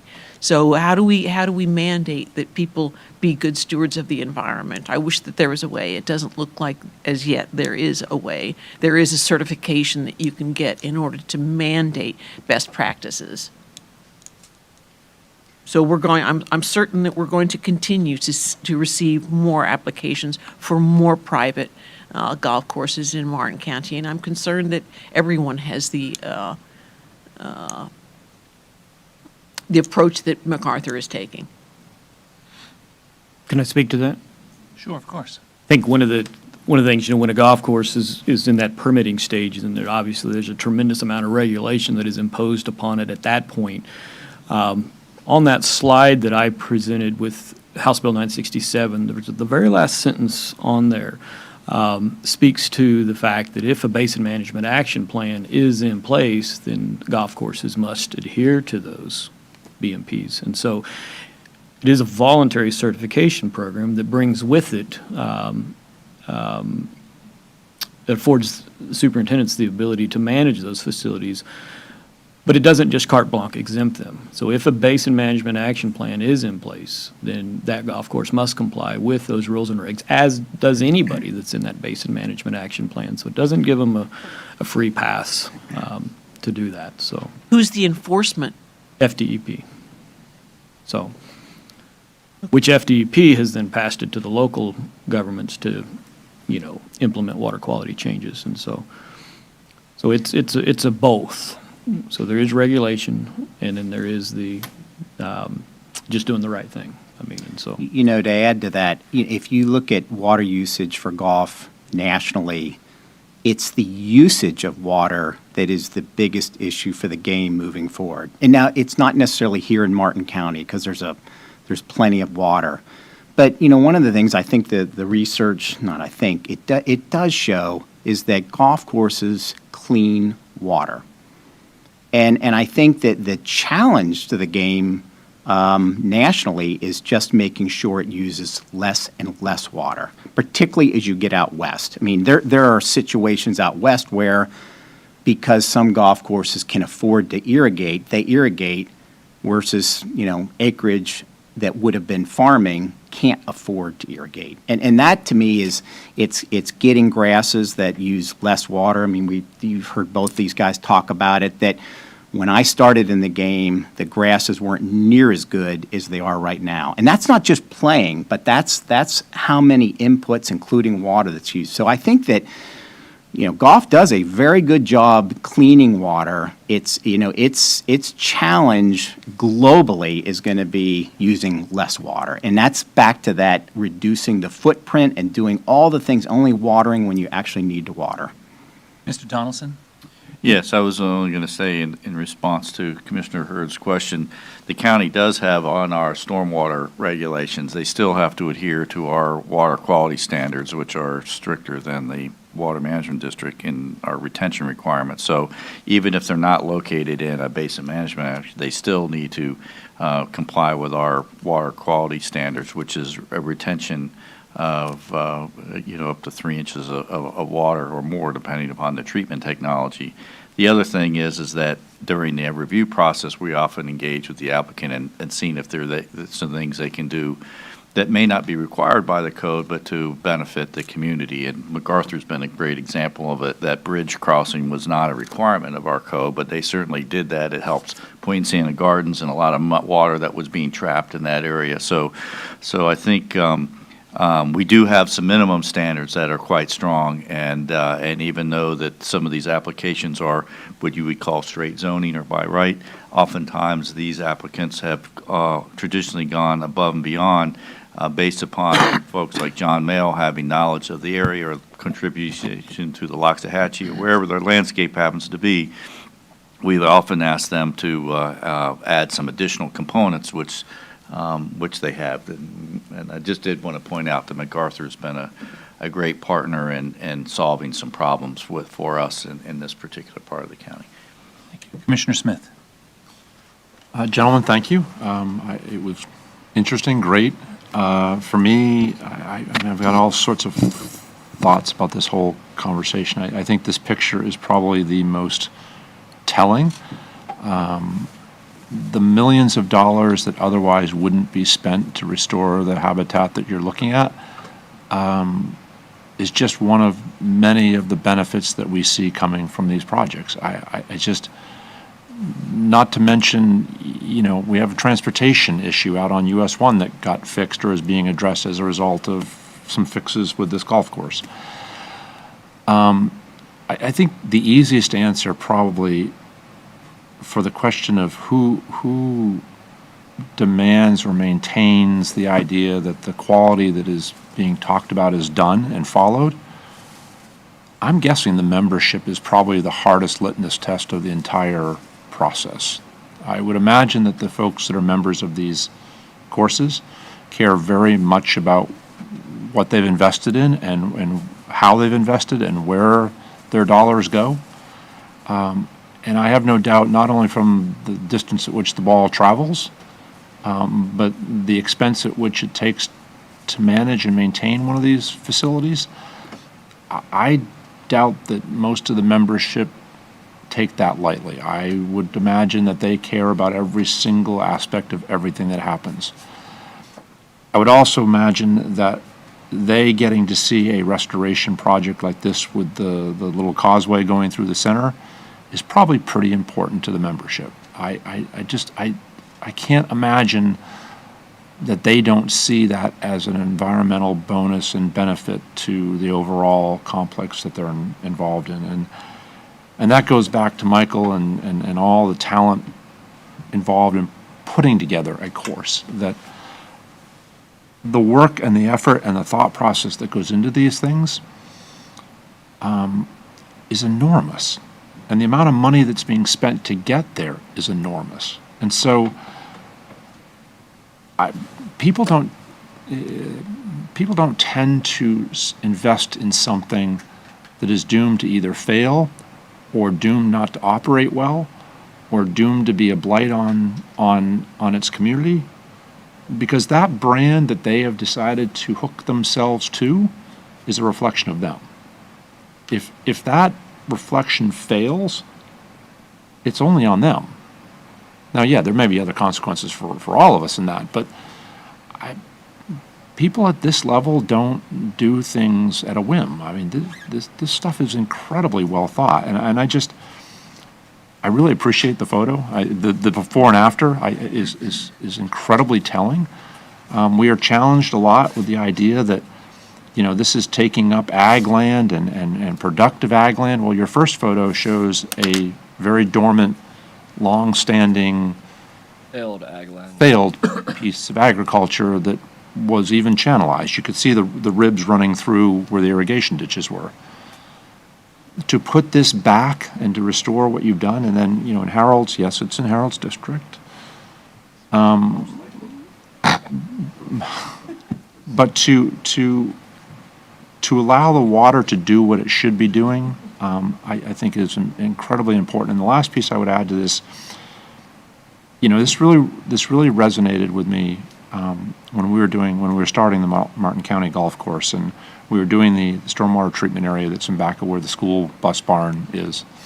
And when staff got super creative and decided to tap into what otherwise was being treated water that would eventually go to Willoughby Creek, we were tapping into that and feeding it over to the golf course and reusing it on our golf course. And I thought it was interesting, you know, is it environmentally, the use of water, good or bad? And the answer is, for us at least in Martin County, every time we get into a really bad water year where it's raining too much and the lake's discharging, there's not a soul in Martin County that wants a single drop of water coming out of that canal. Not a single drop. You guys are taking a bunch of it, cleaning it, using it, putting it back into the system better than when you got it, and Martin County didn't spend a dime to do that. It's brilliant. And so kudos. Sir, thank you for coming all this way. Michael, thanks, appreciate it. And great job down there at MacArthur. Really nice stuff. Commissioner Jenkins, you'll have the last word. Thank you for this. And again, like Commissioner Campy said, I will definitely be noting the date and time of this agenda item because of my background in horticulture, anything golf course question, I probably get a little more volume of questions than most. So, and believe me, I'm no expert in golf courses. I will say that right up front. But what's happening in Martin County right now with golf courses just goes to, you always heard the whole thing, you know, I'm flying over Palm Beach County is this big bright spot, and then we got Martin County. Well, guess what? Golf courses aren't lit at night. Nobody lives on a golf course. It's open space.